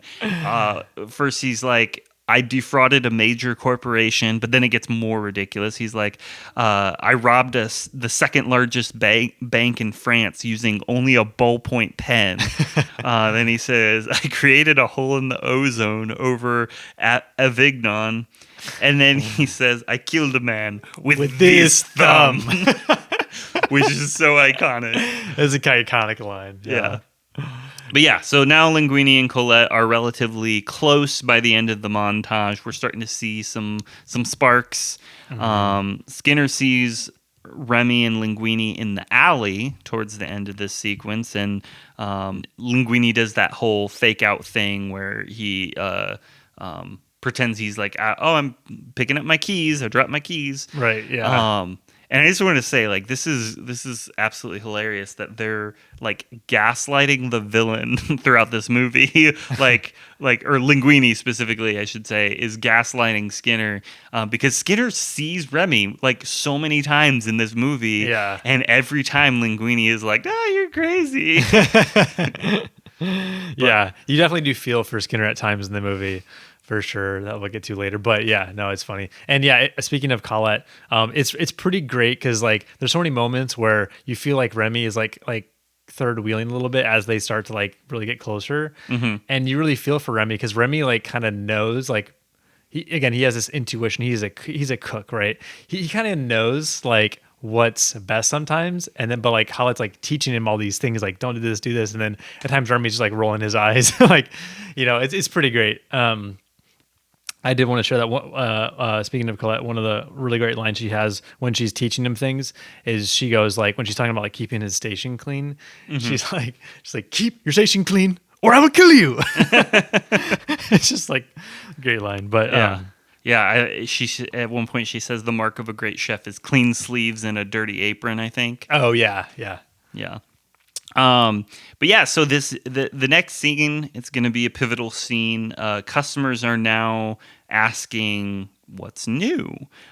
So Gustava is freaking out because he's like, we don't make new things. So apparently they mentioned Linguini's soup. Now Skinner's freaking out. But then he thinks of an idea. So Skinner like seems like unnaturally calm all of a sudden, and he assigns Linguini and Colette to make sweetbread, which, according to one of the other chefs, we overhear him talking to Skinner, was a recipe that Gusteau thought was a disaster. So it sounds like Skinner is trying to set up Linguini for failure here. So as Colette tries to, quote unquote, stick to the recipe, Remy makes Linguini go off book. So this is a really compelling setup here is we've got Colette trying to stick to the recipe, which is an apparent bad recipe. You got Remy trying to fix it. You got Linguini trying to honor Colette, but he's being controlled by Remy. So Colette gets frustrated. Remy puts there's that moment where Remy makes Linguini literally block Colette physically. And then like puts a different sauce on it. I know. Yeah, like I was saying, like it's so funny, but you're also like you're really feeling for Linguini because you're like, oh man, like because you know it's like when when like like with our wives when we first were dating. It's like you really want to like if you want to support them and like even if Linguini did genuinely have concerns about the recipe, which I mean he has no reason to, but if he did, he'd probably still go along with it because he's like, like Colette knows better than me, or like she's been doing this longer than I have, right? So and like there's something about like when you're in love with someone, like there are times where maybe they have an opinion and maybe that it's wrong or whatever, but you're like but you entertain it because you're in love with them. Like you want to like follow their advice or you want to give them a shot. I guess there have been times where I get what you're saying, and I guess there's times where I'll like I won't correct something because I trust that I want to be able to see Stephanie grow on her own, and sometimes just stepping back lets her come to her own conclusion. Like she figures it out on her own. And so that's totally understandable why Linguini would want to let Colette make the mistake of like, well, do the recipe the way it's supposed to. Even though, like, again, they don't necessarily view it as a mistake, but I get that mentality. And like, and obviously Remy's like against it, and I would think at this point like Linguini would trust Remy's intuition. But he also trusts her, and he's also like, he's like they're starting to like fall for each other, so he really doesn't want to like pose any sort of animosity towards her because, he's like has a crush on her and stuff. So yeah, you're definitely feeling for Linguini. It's a great scene. But yes, he does put the sauce on.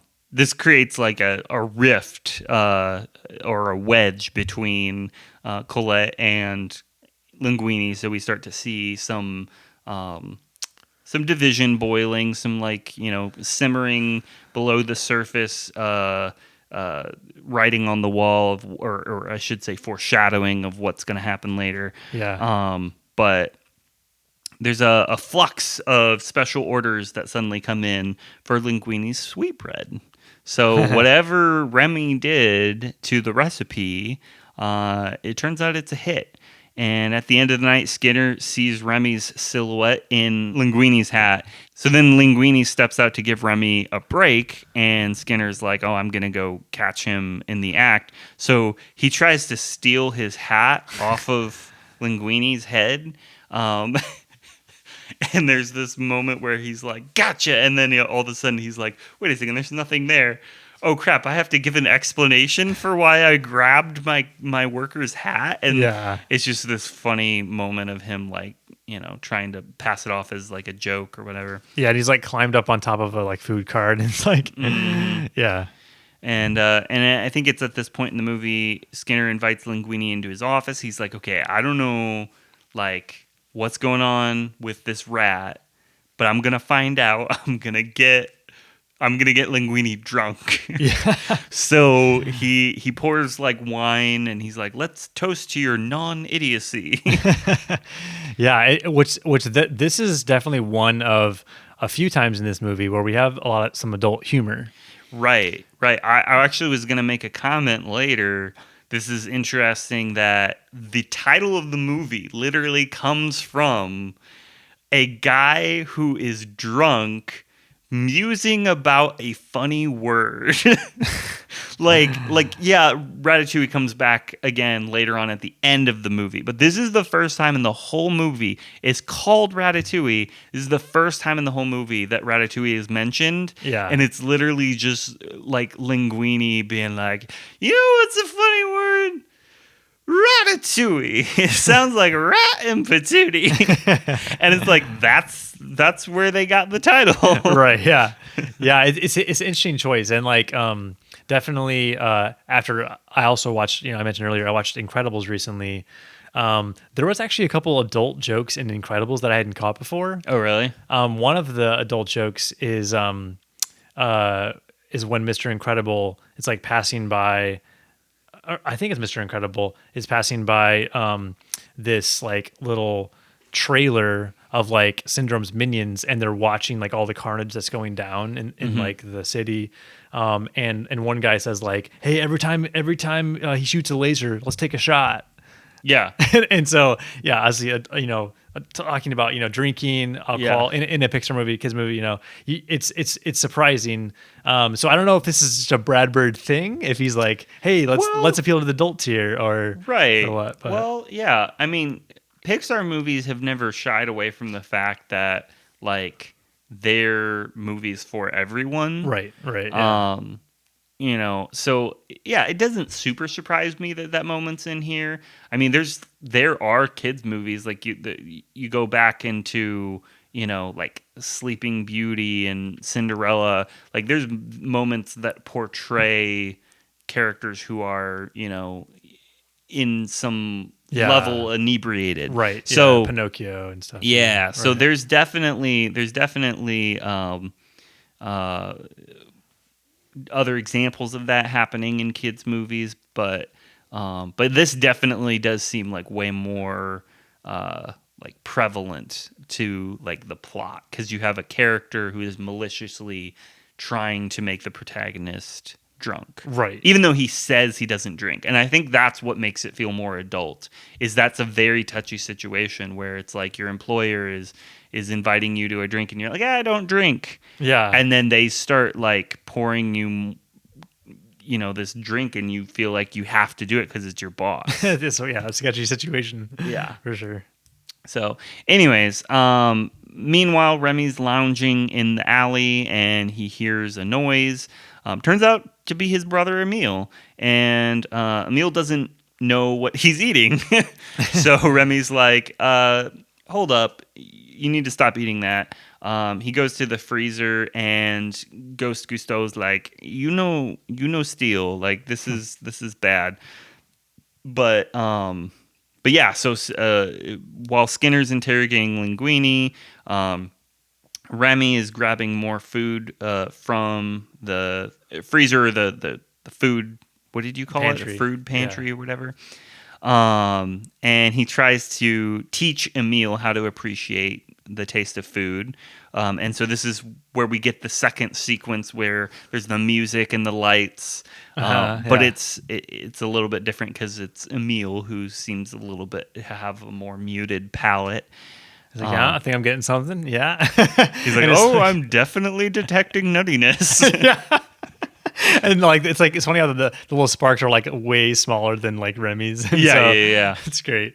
There's also a great quote during that scene where Remy goes, he's like, Emil, what are you eating? Yeah. And Emil's like, he's like, I don't really know. Yeah. He's like, honestly, I don't even know. It's like he literally just eating crab and has no idea where it came from. Yeah. I really want to know what the animators intended that abomination to be, because when I was a kid and saw this, or I guess I was a teenager at the time, but when I saw this when it came out, like my first thought was it looked like a diaper, like an out of proportion diaper, like a diaper for the size of like a rat. Gross. But I don't think that's what it is, because there aren't rat sized diapers out there that I know of. But yeah, I'd be curious to know. So Remy's gonna go with Emil. He's gonna return to the colony, and his dad gives him the prodigal son welcome. Yes, yeah, and I one of the things that I noted that I wrote down was I totally forgot about the rat band. Oh, So there's like this band of like rats that are just like jamming out. oh yeah. And like one guy, my favorite is the guy who's playing a paperclip and he's playing his little guitar. Like, Oh, ding, yeah. ding, ding. I forgot about that too. Yeah, that was super cute. Like very clever use of like props and stuff. Yeah. But yeah, Remy's dad talks about how hard it's been without Remy's poison checking. And it's clear that he assumes Remy is coming back to the colony for good. But Remy tries to break it to his dad that he's not staying. And so Remy and his dad kind of like have a little argument. This is where Remy shares that he's done taking things. He wants to make things. Mm-hmm. So his dad compares him, or his way of thinking, to humans. He's like, you're thinking like a human. Remy defends humans, and his dad invites to show him something. Yeah. Meanwhile, Skinner's telling Linguini to stay and clean up the kitchen, which is a total mess. So it's like super late at night, and Linguini's drunk, and his boss just told him like to clean up the entire kitchen, which is trashed. Yeah. And then we skip back to Remy, who's shown a storefront with a bunch of like traps and rat poison. His dad tells him, we have to look out for our own kind. And this is really the moment that establishes like rats and humans have really been at odds with each other in this world up to this point. And so Remy rejects the way things are. And I say that with air quotes because that's how it's referred to in the movie. And then there's the quote that change is nature, which is interesting. He's making a argument for, Remy is making an argument for change being natural, and his dad's making an argument for things need to stay the same. Yeah, and like self-preservation and like preservation for their kind, and yeah, that's a really interesting dialogue. Like, there's several moments in the film that happen that I think this shows the sophistication of the movie, that they really take a lot of nuanced approaches to the themes in this movie. I feel like as the movie's going on, like you keep getting like deeper with like the message. Like it's like you have this message of anyone can cook, right? Which is like definitely like the main message, but you keep getting like deeper into like societal, or I mean, like family pressures, but also like the idea of like, yeah, like can things change within a society, if you will, the relationship between rats and humans. It's really interesting. But yeah, getting back to that scene though with the storefront is such a haunting scene. Like I mean, as as a human being, like we've all seen probably like dead mice or dead rats, and you don't really make much of it. But then when you watch a movie where you're so endeared to a rat character, Yeah. that's like borderline traumatic, like Right. for the audience, and just the way that it's filmed and the way that like Remy like turns away and like Yeah, can't he even look at winces. Yeah. it. It is like you're like, oh my gosh, like for him that's like us seeing humans dead, right? Yeah. Yeah, I remember thinking that, like having that thought of like, wow, this is a really dark moment, but only because of the context in which it's presented in this movie. Right. Like if you saw that scene isolated in any other context, it might not have the impact, but because we're seeing Remy, who is now friends with Linguini, and he's cooking and he's doing human things, and it's like you're endearing yourself to him in a way that is not like a rat. He's a human to the audience, and so then you see that and it shakes you because you're like, oh wait, no, he is a rat. Right. Yeah. Yeah. It reminds you of it again. It's again throwing out a non-Pixar movie. It reminds me of like in Bambi. Like. Hey, that's not a Pixar movie. In the scene where they hear the gunshots, and they're like, "This is the man," and you're like, "Oh my gosh!" Like, holy moly! Like, humans are like can be so evil and should be like feared. Yeah. In this story, and in the same way, you see that scene, and you're like, you really believe like the dad. You're like, oh my gosh! Like Remy should fear human beings. Like, holy moly! And so it really raises the stakes and makes you empathize with the dad. But yeah, then getting back to what you were saying, like I think the last two lines is Remy's dad says, where are you going? Right. And then Remy says, with luck, forward. Yeah. Yeah, I love that quote.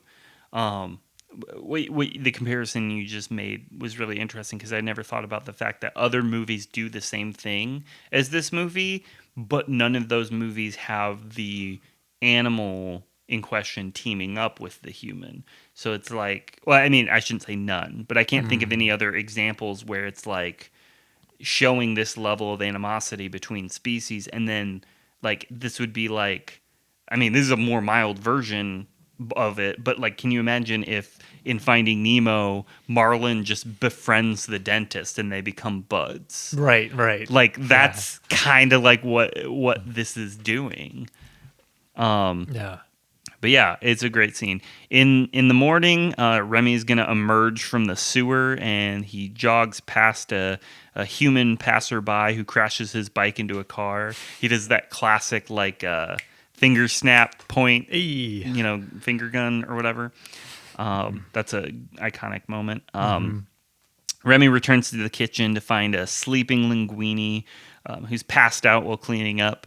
Remy gets into his hat and starts puppeting him while he sleeps to make it look like he's working. But unable to wake him up, Remy continues to puppet Linguini as Colette arrives. And Linguini is like sleeping while she's like talking to him. She's trying to make small talk, and then she starts to like have a heart-to-heart with him. And oh my gosh, this scene is like tragic and humorous. I know, you feel so bad because you're like, he's totally zonked this whole time, and like he's doing all those nods and stuff. Yeah. And then there's the moment where he snores at her and she slaps him. And then it's like in this moment that he wakes up from the slap, and then it's in that exact moment that she confesses that she liked him. And so she starts to like ride her. She gets on her motorcycle and she's about to ride away, but he stops her and pleads with her. He almost tells her about Remy. He tells her about his tiny chef, but he's like, starting to sound like really crazy, and and the dots aren't quite connecting.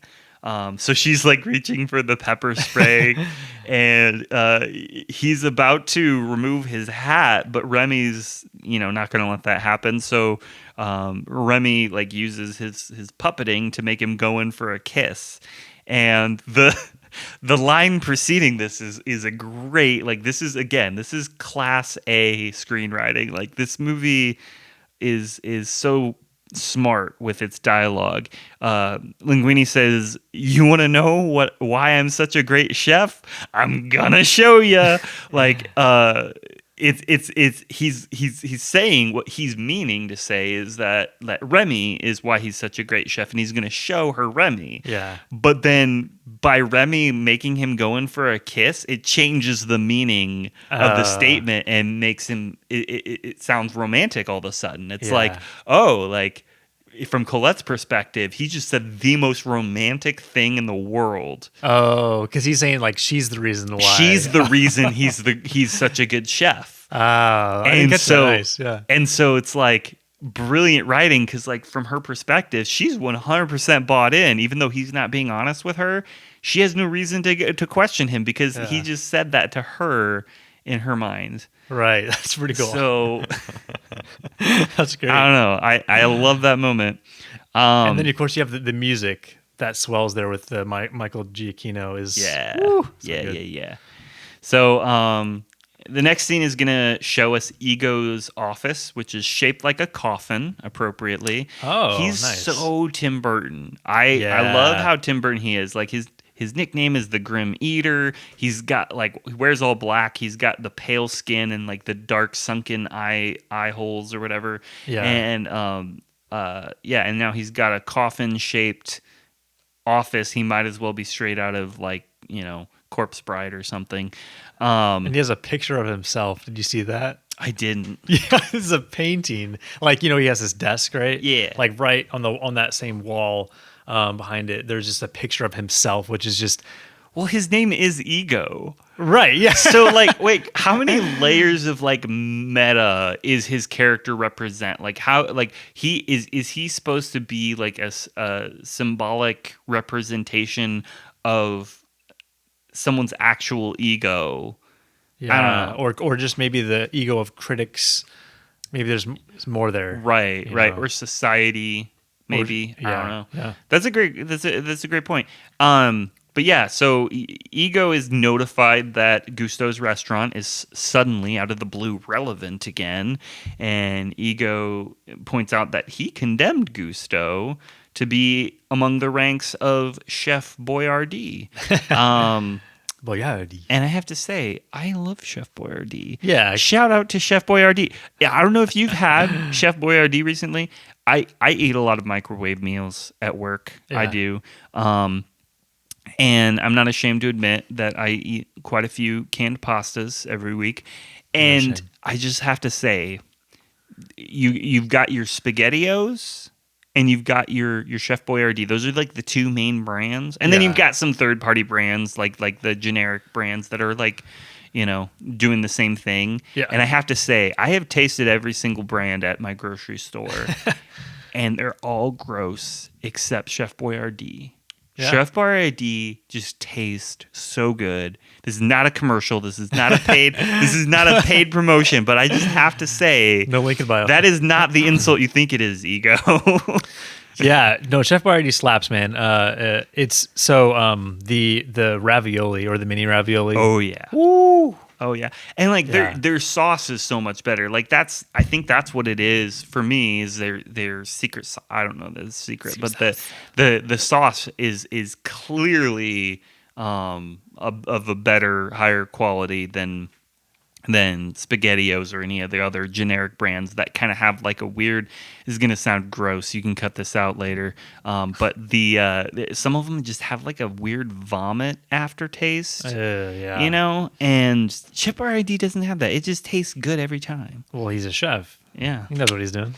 So The lawyer, that is Skinner's lawyer, is now back to confirm that Linguini is indeed Gusteau's son. Oh. And Skinner tells him about the rat, and Skinner thinks that Linguini is trying to taunt him with the rat. So now Skinner thinks maybe Linguini knows more than we think he knows. Oh, yeah. And that this is all just a mind game. And so the lawyer mentions that the first, and this is as he's leaving, so this is kind of a comedic beat, but the lawyer mentions that the first hair sample that he sent to the lab from Linguini's hat came back as rodent hair, yeah. And he's like, dun, dun. oh, snap. What's So, like- real? What's fake? Yeah, so like now even like verifiable facts are assisting in the gaslighting of Skinner. Although is it technically assisting? No, it's not assisting. It's dissuading the gaslighting of Skinner, I guess. I don't know. Anyways. Yeah, you definitely are starting to feel more for Skinner because, again, like you still like he's not a likable whatsoever. Like he's certainly the antagonist, slash ego as well. But you're like, oh man, like this dude's on like a mental like circus basically of trying to figure out what the heck is real and so. Anywho. Moving on, Colette and Linguini cook together, and Remy fights Linguini for control. They then ride off on her moped, and Remy flies off Linguini's head, which I have to say is super irresponsible of Linguini. I know. This is the moment in the film where Colette and Linguini have kind of like made up. They're back together, but at the expense of Remy, because that's why it's showing, Linguini's fighting Remy for control. He's rejecting Remy in favor of Colette. Yeah, and it's he doesn't have to choose between them. I don't think, but it's making it's showing that his infatuation has stepped in the way of his relationship with Remy. And this Remy. moment where Remy falls off his head is just tragic because it's like, Linguini, what are you doing? Yeah, it's definitely a classic, like, Love is Blind. Like, I feel like this happens a lot in, like, high school relationships where people are so infatuated with their significant other that they can kind of, like, distance from their friends and stuff. Mm-hmm. I hate when that happens. And so, anyways, yeah, a lot of feels for Remy here. So, I'm just now realizing this as I'm reading my notes. This next scene, I think, is meant to be a like mirror to an earlier scene.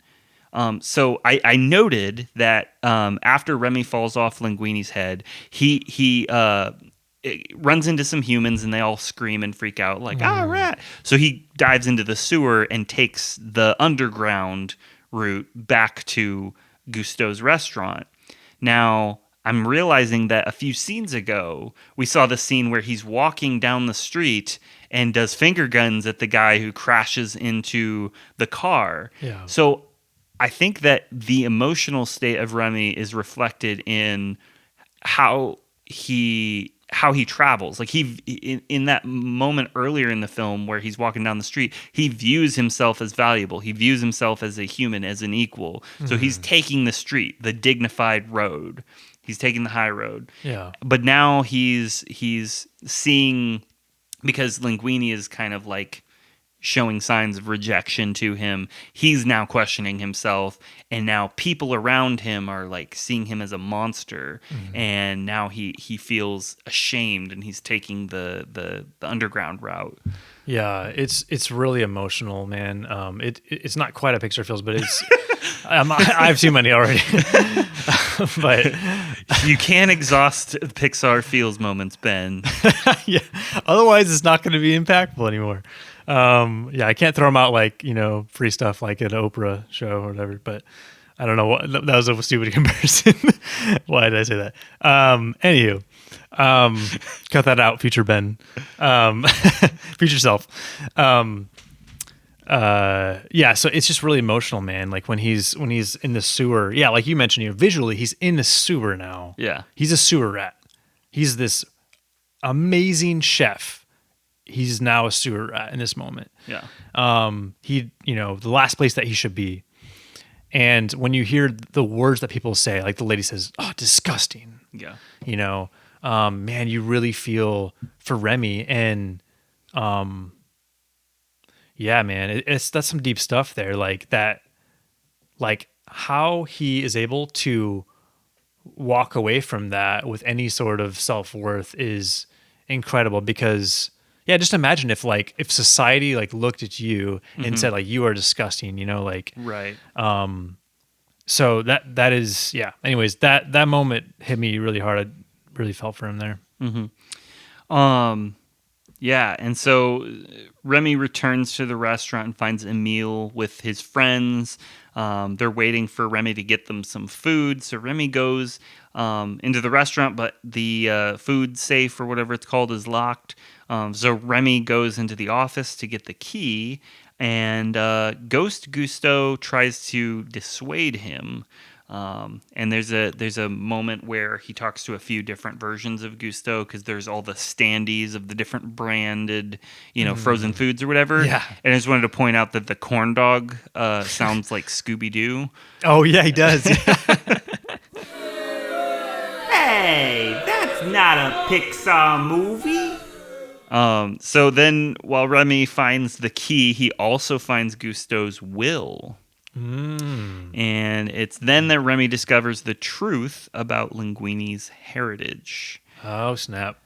So Gusto is just as surprised as Remy is. Yeah, what's the line he says? He's like, I have a son, and this proves that like if there was any doubt up to this point in the movie, this proves that Gusto is in fact a projection of Remy's mind. Right, because he's like, how could I know? I'm a projection of your mind. yeah, I'm a figment of your imagination.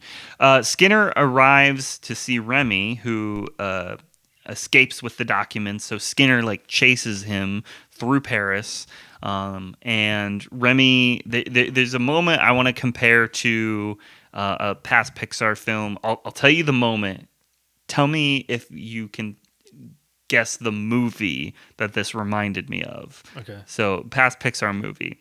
There's a moment where Remy jumps off the boat, I think, and he's got the two documents in his mouth, and he's trying to escape Skinner. And the documents catch some wind, so he kind of glides to safety. Do you know what that reminded me of? Woody and Buzz getting back in the car. Yep. It's like a Buzz, you can fly kind of moment. I don't know. I don't know if that was intentional, but it had that vibe for me where it was like, you know what? In my headcanon, that was an homage to Toy Story. Yeah. So when Skinner returns, he finds that the documents have been delivered to Linguini, and he is now the owner of the restaurant. Oh, yeah. So this very abruptly cuts into a montage of Linguini taking over and getting a nicer apartment. Skinner's watching from afar. We see him a bunch of times now. He's wearing sunglasses and a trench coat as he kind of stalks Linguini.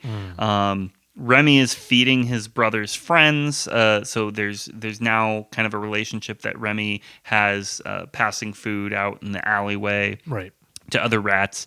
And I love, there's a moment here, again, I have to point this out because I love this character, but Will Arnett's character kicks Skinner out of the restaurant, or I think they're in the kitchen or something, and he catches Skinner, and all it does is it shows a close up of him, and he holds his thumb up, and then you see Skinner like flying out the back door. That's so great. But then we also see in this sequence there's like a cute little roller skate date. Oh yeah. And I like that because it's cute. They're on roller skates. Colette and Linguini in love. Mm-hmm. I ship them hard. But yeah, so then it cuts to a scene. There's a press conference. But Remy is upset that Linguini is, crediting Colette for his genius in this scene, because, reporters are asking questions and stuff. And while this is happening, we're also seeing Skinner report Gusteau's restaurant to the health inspector. So that's setting up a seed for later. We also see Ego shows up to the press conference, and there's a really cool moment. It's subtle. It's not a like huge story moment. It's just like, I don't know. It makes you feel something where it shows Remy is intimidated, and I think that might be important. That Remy is intimidated by Ego because it's showing that this isn't just a normal human. This is a human whose opinion Remy really values. Like, this is someone who he's not scary to Remy because he's a human. He's scary to Remy because he's a food critic. Right. Yeah. And that's a really good point to have because in the film, because Remy is so talented. Everything he makes is like magic. So it's kind of like, what does he have to be like nervous about as long as he has linguine, right? Yeah. And so now it's like, okay, now he has someone who's going to be critiquing, every bite of his meal. Right. And so this is also where we get an iconic line from Mr. Ego, and he says, "I don't like food. I love it. If I don't love it, I don't swallow." It's such a fearsome line, but yet like all he's talking about is like not eating food he doesn't like. Well, but his delivery is so good. But it's also gross. It's like you're basically saying, like, in a very shameless way, if I taste food that I don't like, I spit it out. Oh yeah. Which is a gross thing to picture, but at the same time it's like that's how serious he takes food. And that's how thin that's why he's thin. Yeah, that's what he's responding to. He's like, for someone, Linguini accuses him, he's like, for someone who likes food, you're really skinny. He's like, bro, I love food. I don't swallow food that I don't like. Yeah, there's not much that I will eat. Yeah. So Ego announces his pending review. This is setting up the climax of the movie. Next scene, Linguini gets mad at Remy for giving him attitude. So he dismisses him. We see him take him out into the alley, where Skinner actually witnesses everything. And so now this is confirming everything to Skinner. Gaslight over. He's like, oh, the rat is the chef. Like this whole time. Like, yeah. Oh, I finally figured it out. Right. And so to spite Linguini, Remy invites the whole clan of rats into the restaurant. And so now there's this rift between Linguini and Remy, and things are brewing.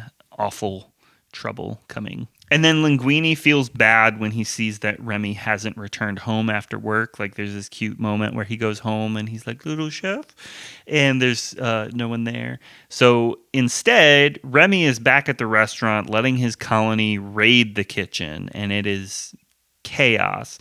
Linguini returns and finds Remy. The colony's hiding at this point, so he just has this heart-to-heart with Remy, and it's so cute. Like, Linguini gives this super heartfelt apology, and it's adorable, but is interrupted by Emile coughing a bunch of grapes onto the back of Linguini's neck. Yeah. Again, like, this is like Looney Tunes humor. Yeah. It's so emotional though. Yeah, it is. Well, it is, because I really felt for Remy in that moment, because I feel like I've been in moments where somebody is apologizing to you, and that like it's not grounded in truth yet. Like, they're apologizing to you, but you're still deceiving them. Yeah. And so, like, that's like the worst feeling to have, where somebody is like legitimately reaching out and showing grace, and you haven't shown them grace. Right. Yeah, and you're doing stuff behind their back. And right. Yeah, that scene is so emotional, and like, because all they're literally caught in the moment, and they're all hiding, and Linguini can't see anything, but Remy knows that he's stabbing him in the back, basically. Mm-hmm. And then it's just so heart-wrenching then when Linguini finds out and kicks them all out. Yeah. And you can just tell, like, his trust is like broken. I can't even remember what he says there. Yeah, I don't remember, but he says some awful thing. Like Linguini says some awful things. Because at the end of the scene, like Remy's spirit is broken. He tells the colony, so they're all like, Linguini runs them out, and Remy just tells the colony, like, wait a little bit, and then you can go back in and get your food. I'm out. I'm peacing out. And he just wanders off, and it's like Remy's not concerned about consequences because Remy genuinely believes it's over. He's like, this is probably the last chance my colony's ever going to get a chance to like eat good food. Mm-hmm. So, I'm just going to let them do their thing. I'm never going to be able to be allowed back in there. So I'm just going to go off. Like, he's broken. Yeah. I want to say that Linguini like basically says get out of here. You're not welcome here. Mm-hmm. Like, don't come back kind of vibes because of his dishonesty. And I don't want to get on too much of a tangent here, but like, it really is interesting. Remy's like vice of theft is certainly a big thread, and it starts out very early on. Because he's talking with his dad, and it starts all the way back with the old lady. Yeah, he was stealing from her. He was stealing from her kitchen, but I don't know if that's when it was established that stealing was wrong. I don't remember if there was it when Gusteau first started manifesting and as his conscious. Yeah, when he first arrived in Paris, there was that conversation about not stealing. Yeah, there was that, and then that happened. Then there was one time, the first time he brings his family, and Gusteau warns him not to do it, and he does it anyways. But like, doesn't he even tell his dad early on in the film that like Dad, we're stealing or whatever, and his dad's like, no, we're not, or whatever. Oh yeah, maybe. Yeah, I think that there is a conversation where he's telling his dad that stealing is wrong or whatever. Yeah, it's interesting you point that out because I've never really picked up on that thread where this is kind of the culmination of what you accurately called Remy's vice, like being a rat. You're wired to steal. Yeah, take things, yeah. And that's super interesting that it's juxtaposing that because earlier there's the quote about like food always comes to those who love to cook, and I think like as I'm processing it in the moment, I think it's juxtaposing theft with creation. Because Remy is the only rat who is capable of cooking, of creating, of making art. He is the one with the conscience that sees two paths. He sees theft and he sees creation, and he's constantly pulled between the two. Whereas all the other rats, they have no avenue of creation. They have no artistic outlet. Right. So they only see the path of theft. Yeah. So that is super interesting you bringing that up because now I'm starting to see like all the breadcrumbs throughout the movie of like that being a theme in this movie of like, theft really being the antithesis of creation. Yeah, that's a really interesting like juxtaposition there. Yeah, because on one hand, theft is taking something somebody else created, but when you're creating something of your own, it becomes your own. You're taking ownership. You're putting work into it, and you're earning it. Right. Yeah, for sure. That's really cool. Yeah. So, so then next we're going to see a nightmare that Linguini has about ego. That was pretty trippy. Linguini wakes up in his office and Colette asks him to come inspire the staff because they're all nervous about, cooking for Anton Ego.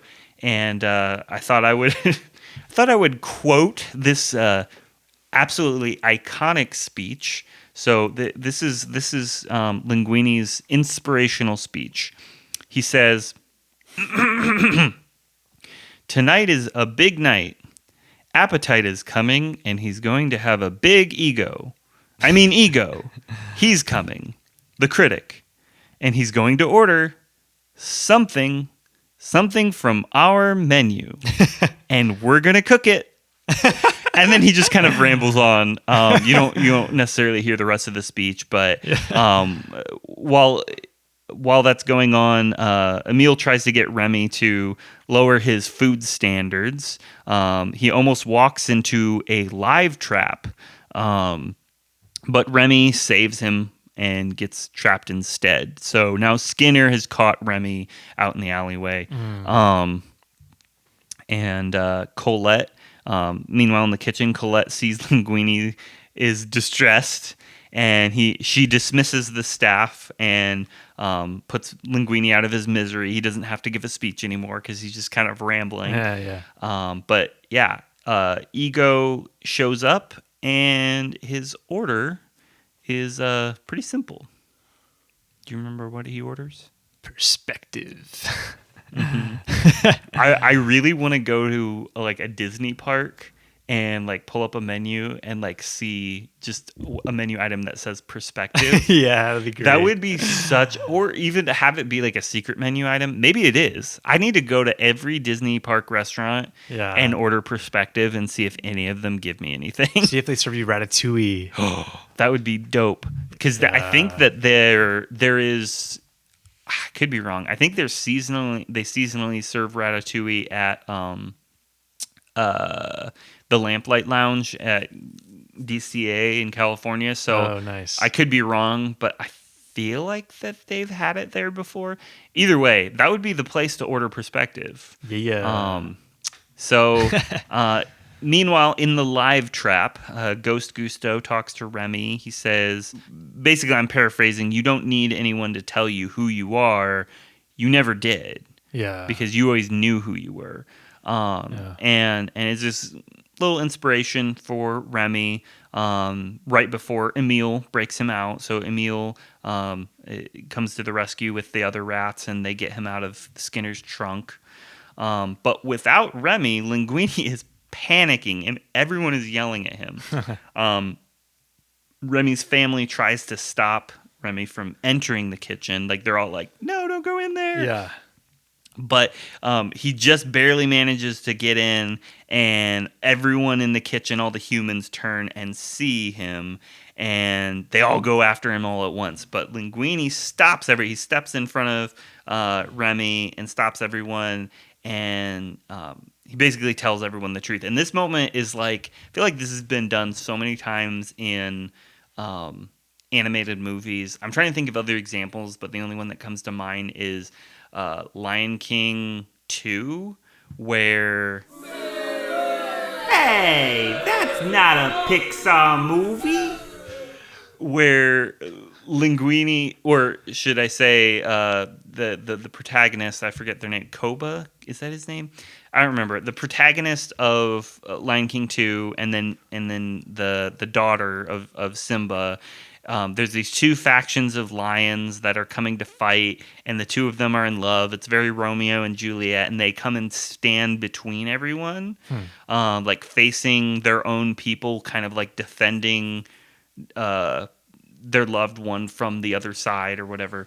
Yeah. And I feel like that's kind of a tropey kind of moment, but again, in this movie, it earns it. But yeah.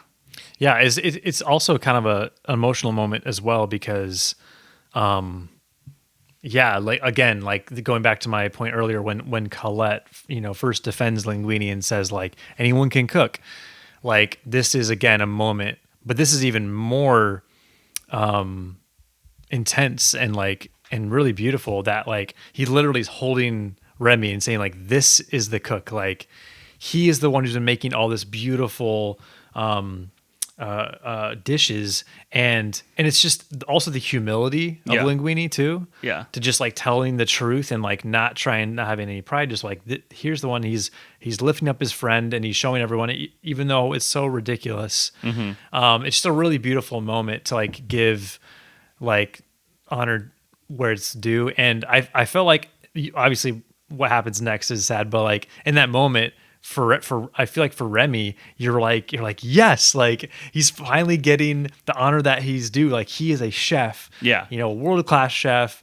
And you know, we've seen all these scenes earlier in the film where he's like doubting who he is, and and then you know Gusteau gives him that you know speech of telling him like you're a chef, you know, you're an artist, like you know, stand proud. And so like yeah, it's like finally he's getting his honor, and then just like rips out from the rug when you just one by one see all the staff like leaving, dude. Oh Yeah. it's rough. Yeah. But yeah, so what happens next, you're right, it's very sad. One by one, everyone quits. Colette is the last to leave. She seems the most hurt by everything.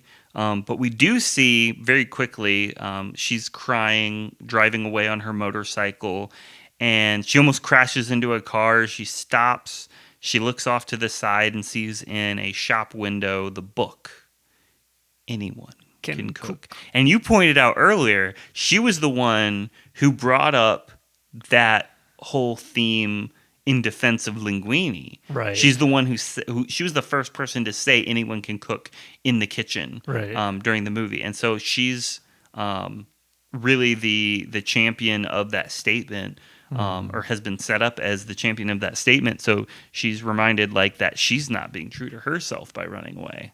Right. Yeah, dude, that's such a cool moment. I love the way that that's like I would say shot, but it's animated. This movie, by the way, is so beautifully animated. It feels almost like shot in a way. Like it's hard to describe.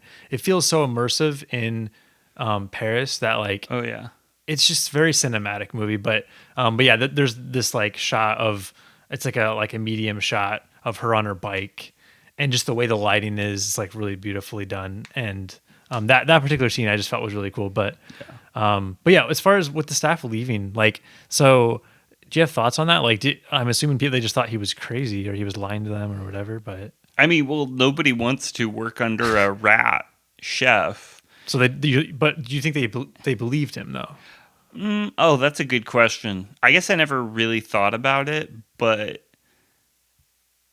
I'm gonna guess that they believed him because Colette's arc over the next couple seconds is about her coming to terms with the idea that anyone can cook. It's not about, is my boyfriend a liar? I think that the truth spoke for itself in that moment, and when everyone quit, and that people weren't quitting because like, oh, Linguini, that dude's full of it. I think they're quitting because, oh wow, he's been lying to us this whole time. And he not only is he deceiving us, but he's doing something really gross. He's letting a rat cook our food. Like that is disturbing. So yeah, in my mind, I don't think anyone questioned whether or not he was telling the truth. I think they were just struggling with the truth. Yeah. And like you said, like that was a lie before. Yeah. But yeah, so Linguini sulks in his office while Ego's out waiting in the dining room in this moment, and Remy's dad returns to the kitchen and confesses to Remy that he was wrong. Like, this is a really, really impactful moment where we have this hard-nosed character who's like, no, things need to stay the way they are. Like, you know, progression is you know, the enemy. It's gonna hurt us. Well, then he comes to Remy and is like, no, you were right. So he then organizes the colony to help Remy. So now Remy has, you know, the labor, the hands for what he needs to do. So the health inspector, this is another Looney Tunes moment. Yeah, totally is. Health inspector, I need to make a stinger for Looney Tunes moment. The health inspector shows up and the rats abduct him.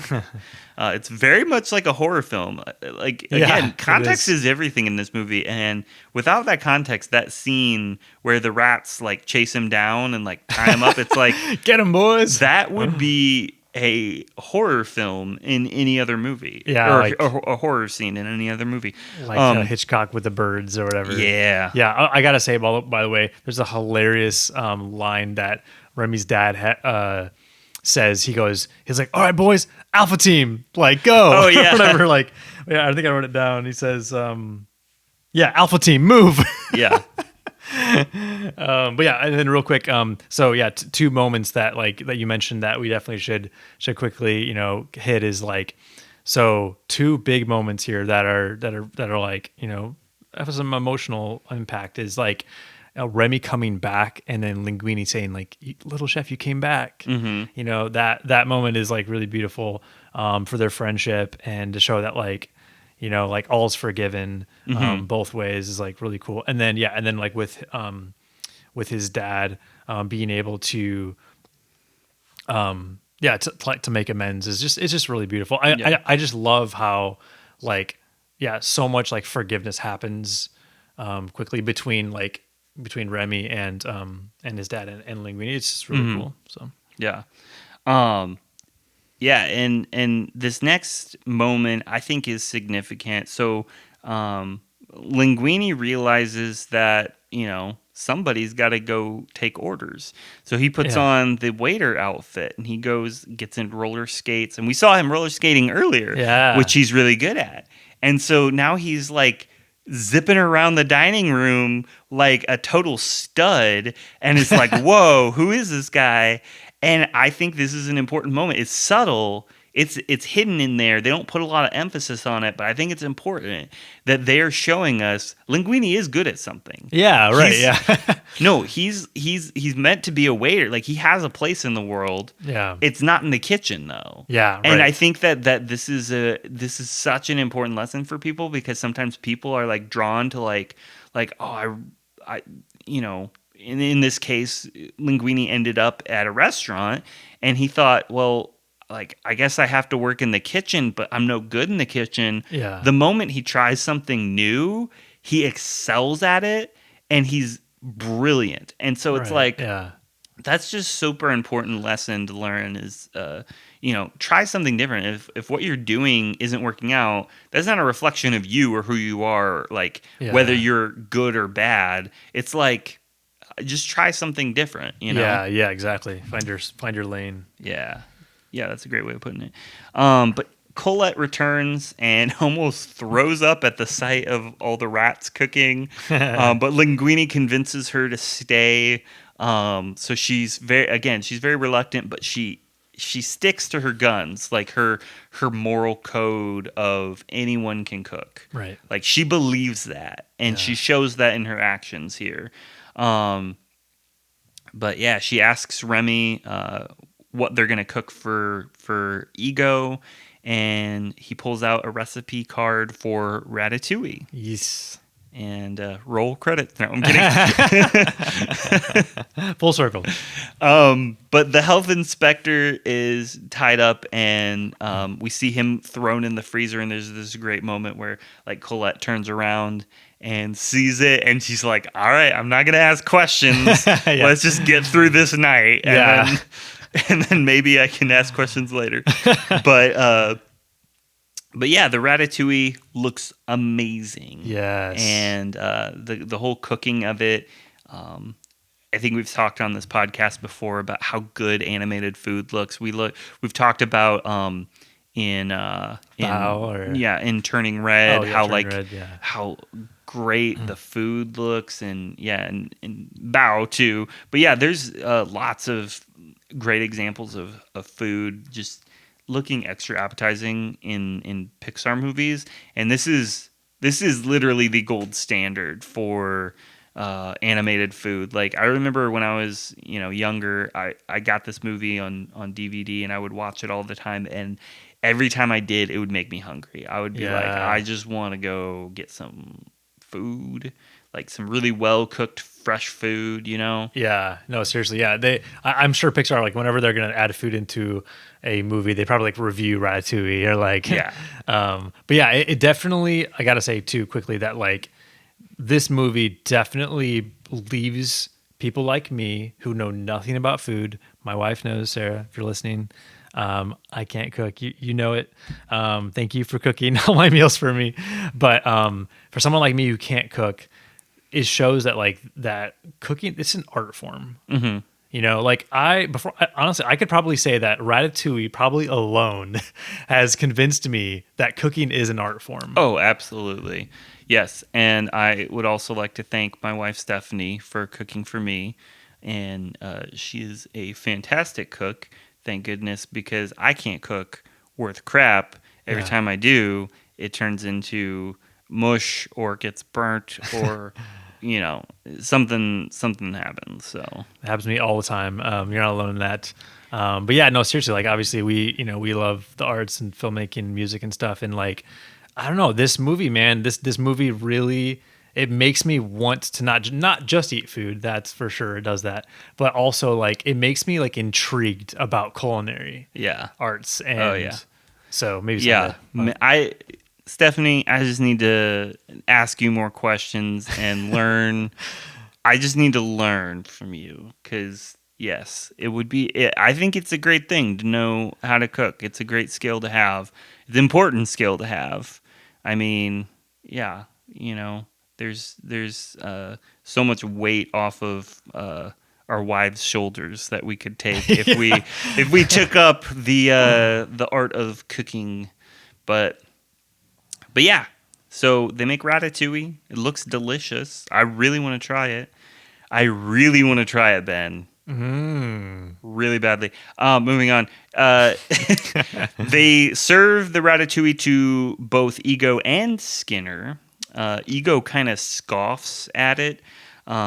He literally, but like he takes a bite of the ratatouille, and literally with one bite he flashes back to his childhood, and there's this great moment where his pen drops out of his hand, and it's such a beautiful moment. It's like so.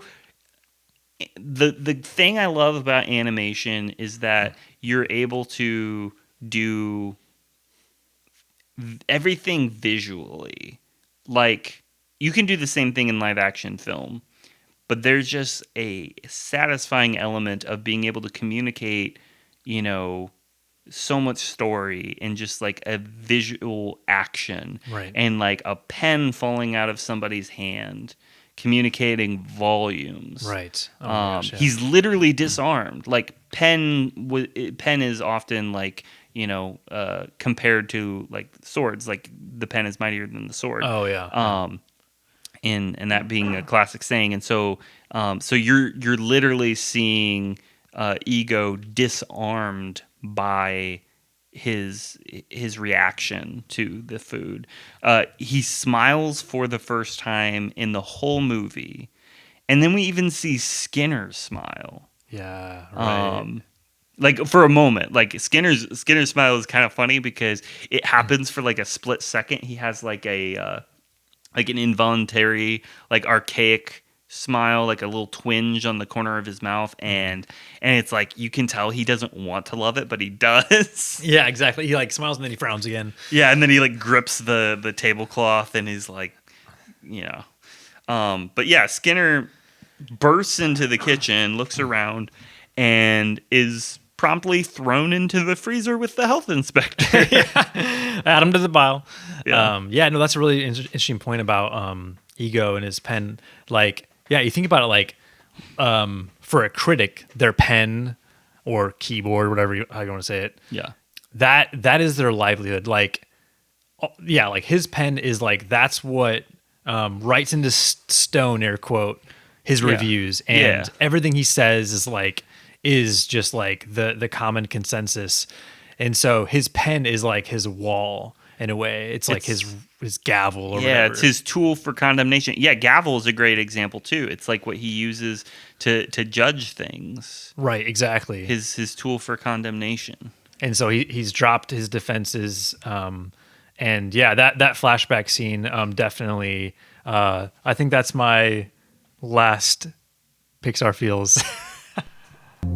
So thank you for all you listeners, Pizza Planeteers, for going through all these Pixar feels moments. But yeah, dude, I don't know, man. I just like I did not expect to empathize so much for Ego being kind of this like kind of antagonist in a way.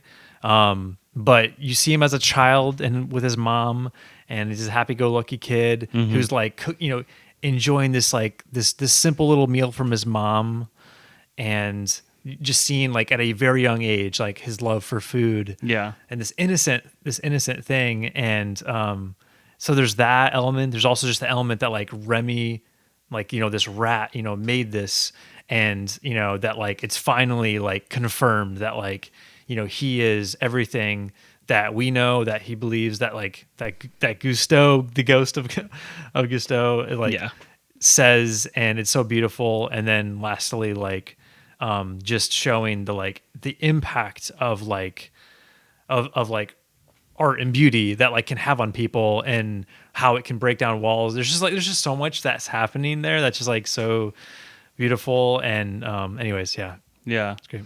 But Ego tries to thank Linguini for the meal, but Linguini corrects him. He says, "I didn't cook this." Colette comes out and tells Ego that he has to wait till all of the customers are gone if he wants to meet the chef. So then everyone leaves. Linguini comes out and shows Ego Remy, and his reaction is kind of a non-reaction. Like, we don't get into a lot of the dialogue between them, but you see his expression. He raises his eyebrows, and he's just kind of like, interesting. And we see Linguini explaining everything during voiceover from Remy. At the very end, we hear Ego just say, "Thank you for the meal." He's calm. He's not, he's not reacting in a way that you would expect him to. He's like kind of mulling it over. It's interesting that you use that phrase. He's mulling it over. It's like he's trying to decide like this is a moment in his life where his beliefs are being challenged. Right. And so rather than just reacting outrageously with like accusations and like challenges, it's like, I'm just gonna, let this happen. See how my perspective is changing. He orders perspective and he gets perspective. His perspective is changing. That's pretty cool. Yeah, that's a good dude. Pixar, man. Dude, this script, I'm telling you, is so tight. But yeah, it's just it's a great sequence. But then we skip ahead to a montage that is scored by Ego's review, the one that he wrote about the meal that he just had at Gusteau's restaurant. And during this montage, Linguini, Colette, and Remy are going about the rest of that night. I thought I could just go ahead and read. I have the transcript of that review, and it's a pretty well written little piece here. So I thought I would read it, or if you wanted to read it, do you want to read it? No, go ahead, man. Okay. So it says, "In many ways, the work of a critic is easy. We risk very little, yet enjoy a position over those who offer up their work and theirselves to our judgment. We thrive on negative criticism, which is fun to write and to read. But the bitter truth we critics must face is that in the grand scheme of things, the average piece of junk is probably more meaningful than our criticism designating it so. But there are times when critics truly risk something, and that is in the discovery and defense of the new. The world is often unkind to new talent, new creations. The new needs friends. Last night, I experienced something new, an extraordinary meal from a singularly unexpected source. To say that both the meal and its maker have challenged my preconceptions about fine cooking is a gross understatement. They have rocked me to my core. In the past, I have made no secret of my disdain for Chef Gusteau's famous motto, 'Anyone can cook.' But I realize only now do I truly understand what he meant. Not everyone can become a great artist, but a great artist can come from anywhere." It is difficult to imagine more humble origins than those of the genius now cooking at Gusteau's, who is, in this critic's opinion, nothing less than the finest chef in France. I will be returning to Gusteau's soon, hungry for more. Chills. Yeah, it's so well written. But yeah, then like right after that, we see that Gusteau's is closed. The health inspector got out. Yeah. And yeah, like you would think things go downhill from there, but according to Remy's little voiceover, Ego is now a small business investor for a restaurant, and we see that restaurant is serving to both humans and rats. Yes. Ego is at the restaurant in question, and there's this moment where Linguini, who's the waiter, asks Ego if he wants dessert, and I love this moment where rather than responding directly back to Linguini, Ego turns to the kitchen door where he can visually make eye contact with Remy, and he shouts across the restaurant, "Surprise me!" And it's like shows the very personal relationship that Ego has with Remy. Yeah. It's super cool. Oh, that's so good. Yeah. So that scene suggests that all the customers, are they in on it? Do you think they all know that it comes from Remy? Oh, or that's is a it good question. I would assume mysterious? so because Remy is showing himself. But at the same time, you would think that It could still be somebody because somebody could just wander in off the street and be like, "This is a health code violation," and then report it. So there's probably a protocol, I'm guessing, where Remy only shows himself when it's safe in the restaurant for him to right. do so. And then again, it's also a movie, so I don't want to overthink it. Yeah, no, I think you're right. I think I would guess most people probably don't know, but Ego does because obviously they have the relationship. Right. But anyways, yeah, that it's such a beautiful scene. And then right after that, the camera like pans out the window, and then we see the revealing of the name of the restaurant, which is La Ratatouille. La Ratatouille. But yeah, so this whole end scene I also want to point out is scored over with Le Festin, Yes. which is a very beautiful song we've talked about in our episode about Pixar soundtracks. And that theme, we hear it. I think, yeah, it definitely comes throughout the film because the first thing we hear in the very beginning of the movie with the logos and stuff is actually the melody of La Festin. So I can't remember all the places it comes, but anyways, yeah, it definitely is a melody and used in the film. And so coming back to it in the end is great. That scene is just so great because it's so cool that like visually, like his family and like the restaurant are like all in one like building. Yeah. And so it's just so cool, like visually to see that they've come together. Like Remy has a great relationship with Linguini and his dad, and he's serving all of them. It's just such a good visual like payoff in the end. I always hate it when movies don't like give you that like payoff. There's no payoff extra needed. Everything is there for you. And then it ends with Fiend credits. Or is it Finn because Finding Nemo? Finn. Oh, and check this out. Look at the name of the last scene. En Creditui? Yeah, so I believe it's also in the. So I have a list of the scenes here from like the DVD menu of Ratatouille, and the last scene is called End Credituis, and I believe that's also the same. En Creditui. End Credituis. End Credituis. I believe that's also the same as the credit score. I believe is also called End Credituis, which mirrors the end in credits from Incredibles. Oh yeah, so also directed by Brad Bird. Yeah, so clearly a Brad Bird nod. Well, while we're talking about this, did we talk about on? I think we talked about on the soundtrack episode how maybe we forgot this, but the 100-mile dash is the name of a track in the Incredibles soundtrack. That is the scene where, Dash is running around. And then this movie has a track called The 100 Rat Dash. Ah, yes. Which is, and these movies are both scored by Michael Giacchino, so it feels very clearly like a reference to the last Brad Bird Michael Giacchino movie. So you're probably right there that it's just Michael Giacchino or Brad Bird. One of them must really like, punny names for soundtrack tracks. Definitely a collab, like a reoccurring collab trick. But yeah, that, folks, is Ratatouille. And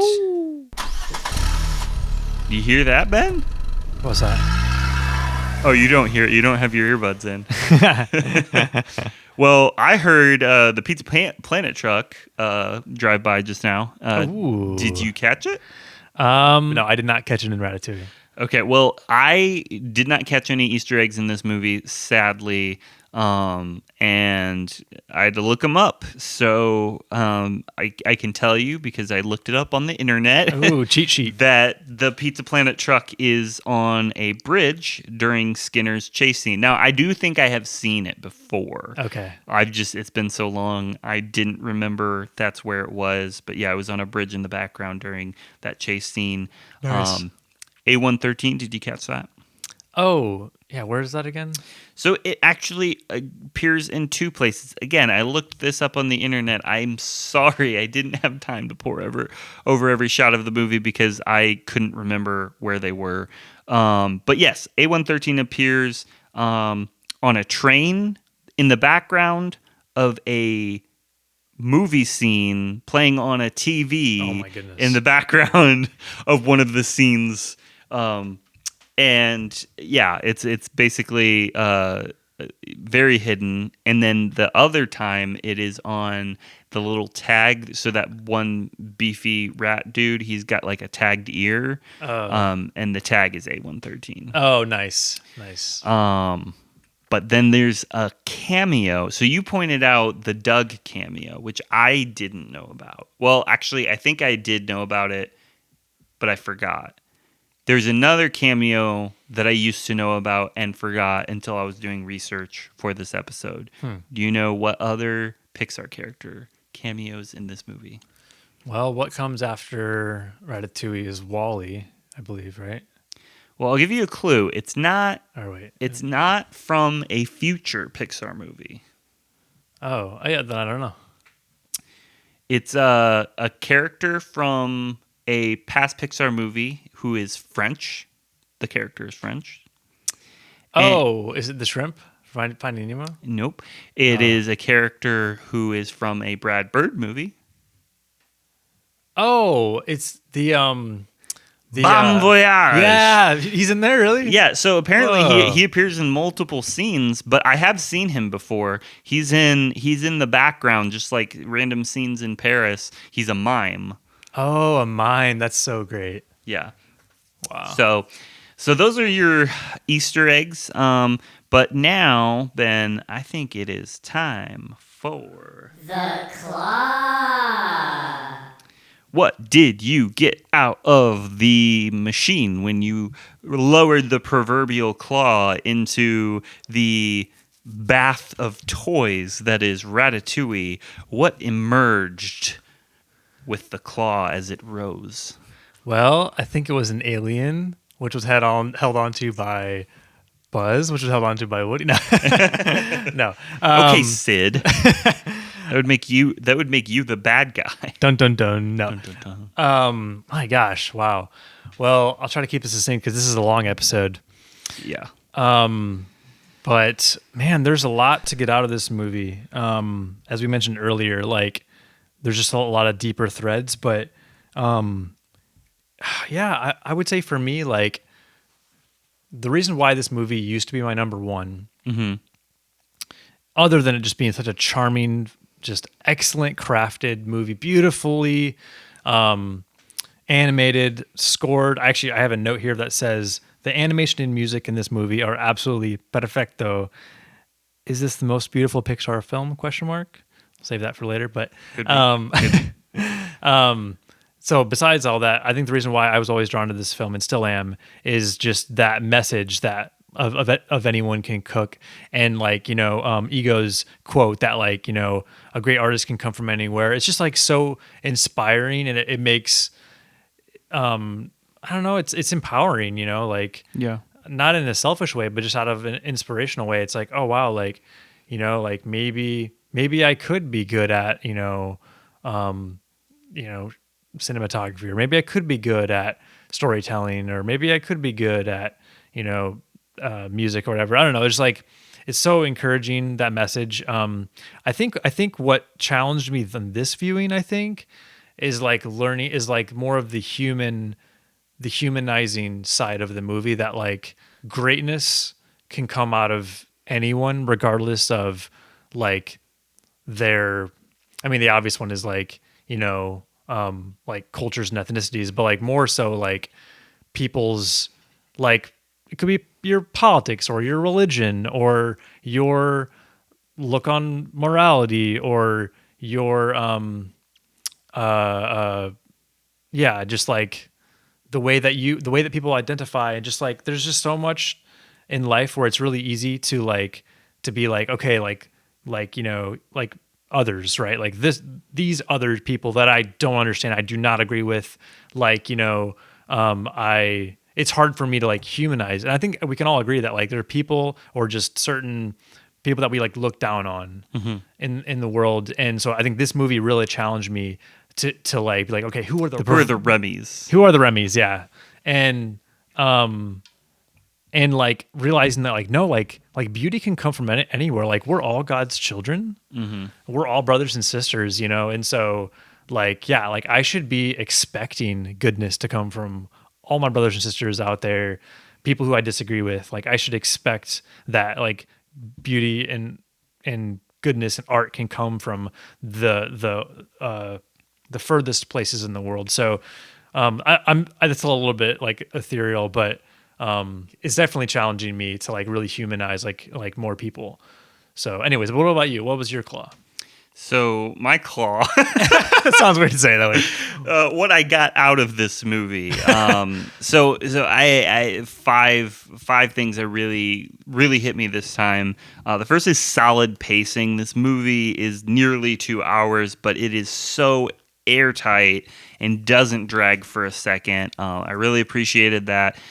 This is also a masterclass in voice acting. I mentioned this earlier, but I have to reemphasize. It was years before I realized that the voices in this movie were actors whose faces I actually recognized. Oh, wow, yeah. Like there's so many really, really good on-screen actors in this movie that are doing such a powerful performance with their voice that they just are chameleons. They blend into the roles. And it's not necessarily because they're doing French accents. I think it's genuinely because they're grasping the tone of the movie and embodying these characters. And same goes for the blending of Pixar employees. Pixar's known for using a lot of actors who do, like people who do like the temporary voices, because when Pixar, before they cast a movie, they'll have the crew do various voices for characters for story reels and whatnot, and oftentimes they will like those voices so much that they end up casting these crew members. And this movie did that with multiple characters, several characters in this cast are literally just Pixar employees. That's so cool, yeah. And including one of the leads, Linguini. So it's crazy to me that that this cast is that good. But yeah, the third thing is you can't tell that Brad Bird took over someone else's passion project, which I think that fact is a reflection of how much discipline Brad Bird has as a storyteller. So basically, I guess what I'm saying is he was able to take a project that wasn't even his idea and he was able to put so much love and passion and vision into it.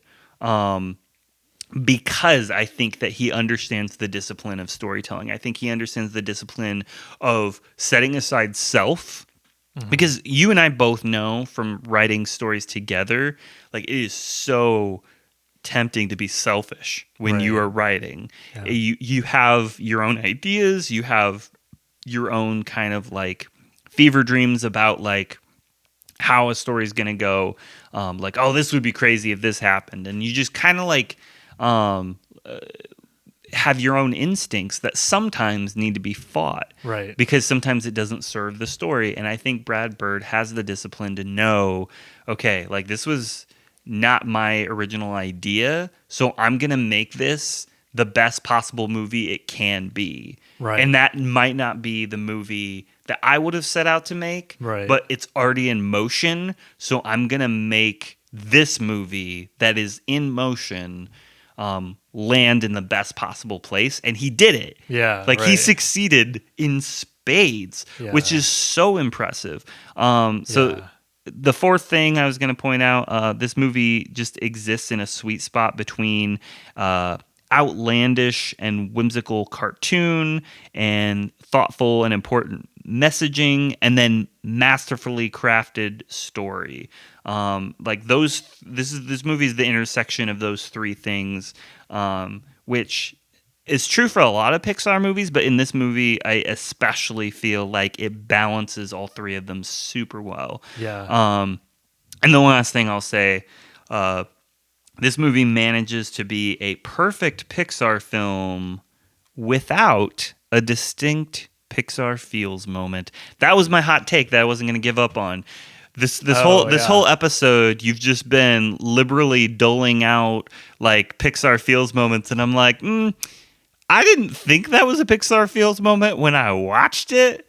You're kind of right, but I'm not going to concede it because I have this hot take that this movie, it feels like a Pixar movie. It has the emotions of a Pixar movie. It is the brilliance, the story, everything's there. All the pieces are in place, but there aren't specific moments that I watch this movie and want to cry. Yeah. Where that exists in other Pixar movies. There are those moments. Yeah. And so I didn't give this movie any Pixar feels moments because I feel like in this case, in this specific case, that's an achievement for the movie to still succeed on every level, and there's not even resorting to, I don't want to call it a cheap, like low-hanging fruit thing, but like truly Pixar feels moments are often manufactured by the writers, by the directors. They want you to cry, Right. And this movie never does that to me, Right. I never feel like Brad Bird is like proverbially putting eye drops into my eyes or anything like that. So Yeah.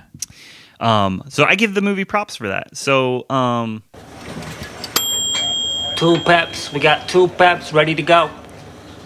so now it is time to rate and rank this movie. Ben, would you like to go first? Sure, I can. So, rating and ranking. So,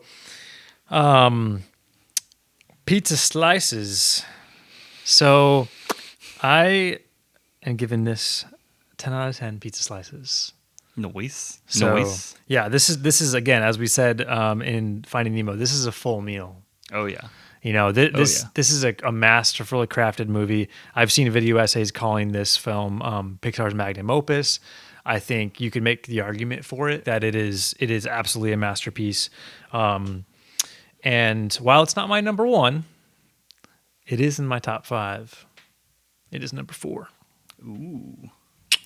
So, yeah. How about you? Well, I also decided to give this movie 10 out of 10 slices on the basis that there really isn't any gripes I have. Like, it satisfies me in every area that I expect from a Pixar movie. It holds up as a classic, it's an old movie now. Right. That was 7, yeah. Yeah, it's like 15 years old, and we're at a point where it's it's I've seen it enough times. I know that it's never going to get old, and I know it's never going to lose its potency. So it's just it's a I think we can say it's a near perfect movie. Yeah. But yeah, 10 out of 10 slices is easy to give, especially when we're talking about a movie about food. Hey. But I also have this movie, and I did not move it. I will say this. After watching the movie, I looked at my list. I was like, I reassessed. Does it need to move? Does it need to nudge up? Does it need to nudge down? I didn't move it. Granted, I didn't give it too much thought or consideration. So this might change in the future. We'll see. Yeah. But as it sits right now, it is number 5. Oh, number 5, nice. Out of 27 Pixar films. Very nice. So very close to mine. Yeah. Yeah. So I think it's fair to say that this movie is very, very special to both of us. Very similar to earlier this season when we talked about Finding Nemo, where we're both all 10s, Yeah. number 1. We both bumped our old number 1s so that we could give the number 1 spot to Finding Nemo. But yeah, this movie is also very deserving of its high ranking. So Yeah, I agree. Yeah, I don't think mine moved either. I think it's been in my top 5, number 4 for a while. But yeah, really cool to hear that it's both in our top 5s. Definitely a classic. oh yeah. And if you haven't watched Ratatouille, what are you doing? Come why on. are you listening to this podcast? There Yeah. were spoilers. Yeah, stop listening. But if you haven't watched it in a while, let us take this moment to recommend that you go back and rewatch it. Or if you have a loved one who hasn't seen it, then show it to them. It's always fun to rewatch Pixar movies when you're showing it to somebody who hasn't seen it before. Yeah, that's a very special thing. Yeah, I'm sure we're both looking forward to someday showing our kiddos. Oh yeah. That and yeah. Also, I will say we talked about this in Elemental, but there's a little bit of romance here, right? There's there's some rom-com vibes occasionally. Oh, yeah. So this could be a great date night outing. So Honestly, why was there no spin-off short film for Linguini and Colette's romance? oh my gosh, that would have been a moneymaker. Oh yeah, you could have just made an entire short film about their I don't know, for lack of a better word, courtship, and have it end with them becoming official boyfriend and girlfriend. Actually show on camera the moment where they're oh yeah, I like you too. But then actually follow it up with would you like to be my girlfriend or whatever? I don't know. Maybe that's an old fashioned thing, but that would be super cute. Yeah, or maybe the proposal, or Oh yeah, you could go a little bit further in the future and have it be when they get married. or maybe they have kiddos and they're the kiddos are playing around in the kitchen while the rats are cooking or whatever. Or maybe they're just an old couple who, they work at a zoo and they're trying to have kids and stuff. And then one of them works with the balloons. And the other one passes away tragically. Okay. While Linguini has to fly the house down to South America. You've officially maybe have a Pixar feels. No, I was gonna say this movie. You're right. Ratatouille did not make me cry either. There were moments where I was I could feel it coming a little bit, but I never cried. So I will give you that I don't think this movie quite had that. Yeah, So- it never explicitly manufactured moments to make you cry. And I'm sure people did cry during this movie, but I don't think that those moments where they did are necessarily the filmmakers weren't going, oh, we're going to get them with this. Right, yeah. You've got scenes in other Pixar movies where it's so on the nose, bing bong. Yeah. Are you kidding me? Yeah. You think the filmmakers didn't know that every eye in the movie theater was gonna be far from dry? They're they know what they're doing at Pixar, and this is one of their few movies where I feel they walked a classy balance between emotion and we're gonna let people who want to cry, but we're not gonna make that be a manufactured moment. Yeah, well, props to Pixar for taking new avenues and risks. Oh yeah. All for service of the story, like you said. That's so cool. Well, before we wrap up, I know we're running high on time, but I do have a couple of quick rapid fire questions. Okay, I'll try to answer them quickly. So yeah, we'll try to make it quickly. So here's a quick question: why did Linguini's mom never tell Linguini about his dad, about Gusteau? I mean, probably just because that's a complicated family thing. I mean, I don't think that's uncommon for moms, like single moms who bear a child out of wedlock. I don't think it's uncommon for them to not tell their kid who their father is, because it might mess with their kid emotionally. So maybe they said, I don't know, because I'm not a single parent, but like I know, at least from watching movies, that there are a plethora of reasons that a person might hide that information, and that didn't really seem important to the movie, because that just seems so normal that a child of a single mother wouldn't know who their dad is. Oh, totally. Yeah, it's totally believable. I was just curious, but you're right. Maybe it is just like, your father, left us or whatever. And I wonder if he had like a pseudo name or something that wasn't Gusteau, but that's just conspiring there. But okay. And then do we know why Skinner is the head chef? Like, was he friends with Gusteau? Like, it seemed like he wouldn't be a likable person. We don't know, but I guess I'm not super surprised. Like, he runs a tight ship. I mean, he's mean, but he's professional. So... Right, but he's also doing the whole like sketchy, or not sketchy, but not respectable side business. Outsourcing Gusteau's name to business. Yeah, I definitely think that happened all after Gusteau died. This could be a situation where he had Gusteau had no reason not to trust him when he was alive, and then as soon as he died, his true colors came out. Yeah, that's true. Yeah, that would have been interesting to explore, like their relationship, and maybe they had a falling out or something, and then because does Skinner ever have any sort of like redemption? Well, we also don't even know. No, Skinner doesn't really have a redemption, I don't think. But I don't think we even know for sure that Skinner knew Gusteau personally. He could have been hired by the restaurant. That's true. After, well, although no, that's not true, because you're right. He is the owner, isn't he? Because or at least he. This is a good question right here, because he is hiding the will and the letter from Linguini's mom. Skinner is, because he knows that if he reveals it, then the restaurant will become Linguini's. Yeah. Now, I guess I just assumed that he was the de facto owner, but why would he be the de facto owner if the will says otherwise? So, in other words, you're opening a whole can of worms that we don't have time to get into. Yeah, that's fine. Yeah. But I do think that's an interesting question of like who actually is the owner and why. Yeah. Before Linguini shows up, that is. Yeah. Well, it seemed like Skinner is the owner, and that, but we don't know how he got there. But that is interesting to think about. I'd be curious to know more there.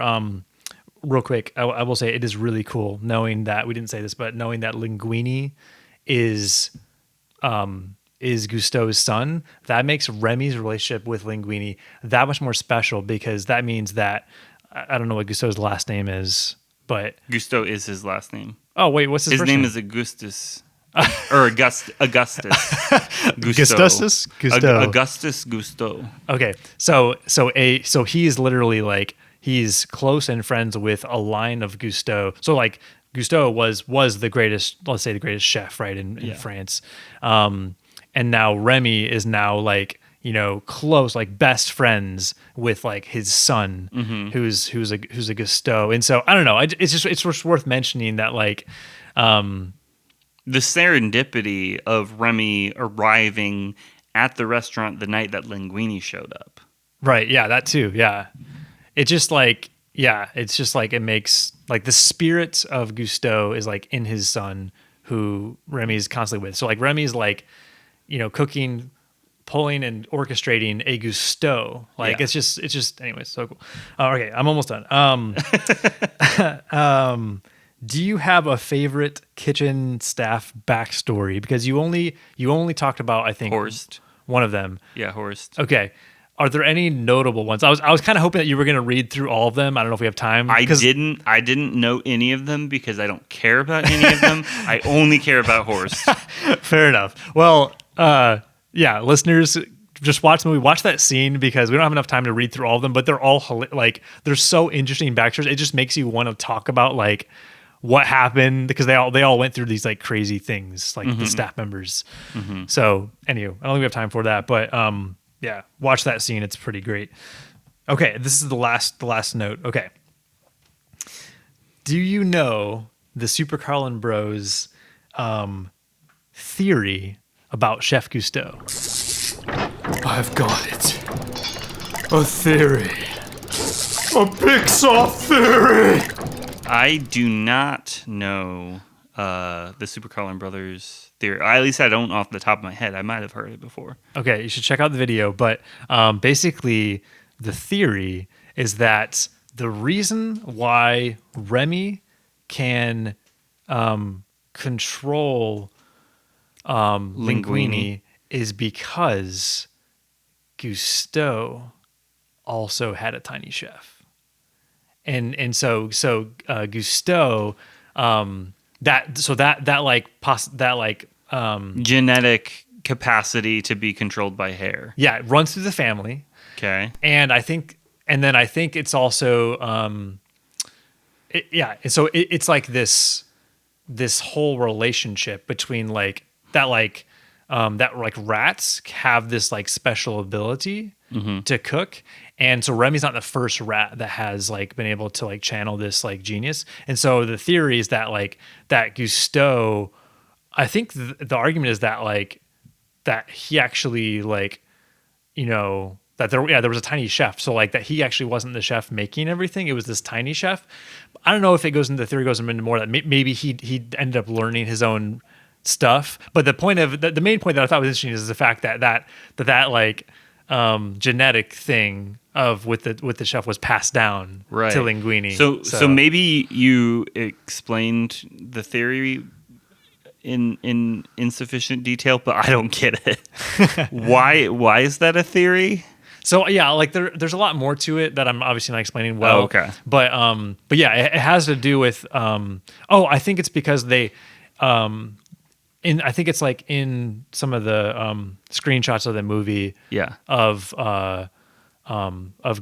Chef Cousteau, somehow they were able to find out. Oh, there's a picture. There's a screenshot of Chef Cousteau with his hat and light, and you see a little shadowy figure in his hat. That's what made the theory born. Is that what if there was a rat in Chef Cousteau's hat, and then that goes on to say that that's how he was able to pass down to Linguini that ability. There's a lot more, but you should definitely check it out. Well, as far as you've explained it, that theory sounds a lot like Chef Cousteau's hat. It's paper thin. So yeah, viewers, if that sounds intriguing to you, go viewers. What am I saying? Listeners, go check out that video at Super Carlin Brothers. Well, we did it. We made it. Now all we got to do is go to Epcot and order some perspective. Well, yeah, I guess we could order a perspective. That's at Lamplight Lounge in California. Epcot's in Florida, where Remy's Ratatouille Adventure is that what it's called? That's not what it's called. Oh yeah, but the ride, there's a trackless dark ride in Epcot that I have not yet been on. Dude, yeah, and it goes through the journey of Remy on the floor of the restaurant. Spoilers. But no, yeah, seriously, I cannot wait to ride that someday. But yeah, anyways, until then, we have the movie Ratatouille. Yes, go check it out, y'all. If you haven't seen it, if you have, watch it. It's incredible.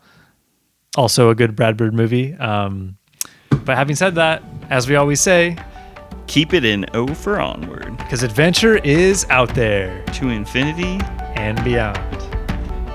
Pizza out.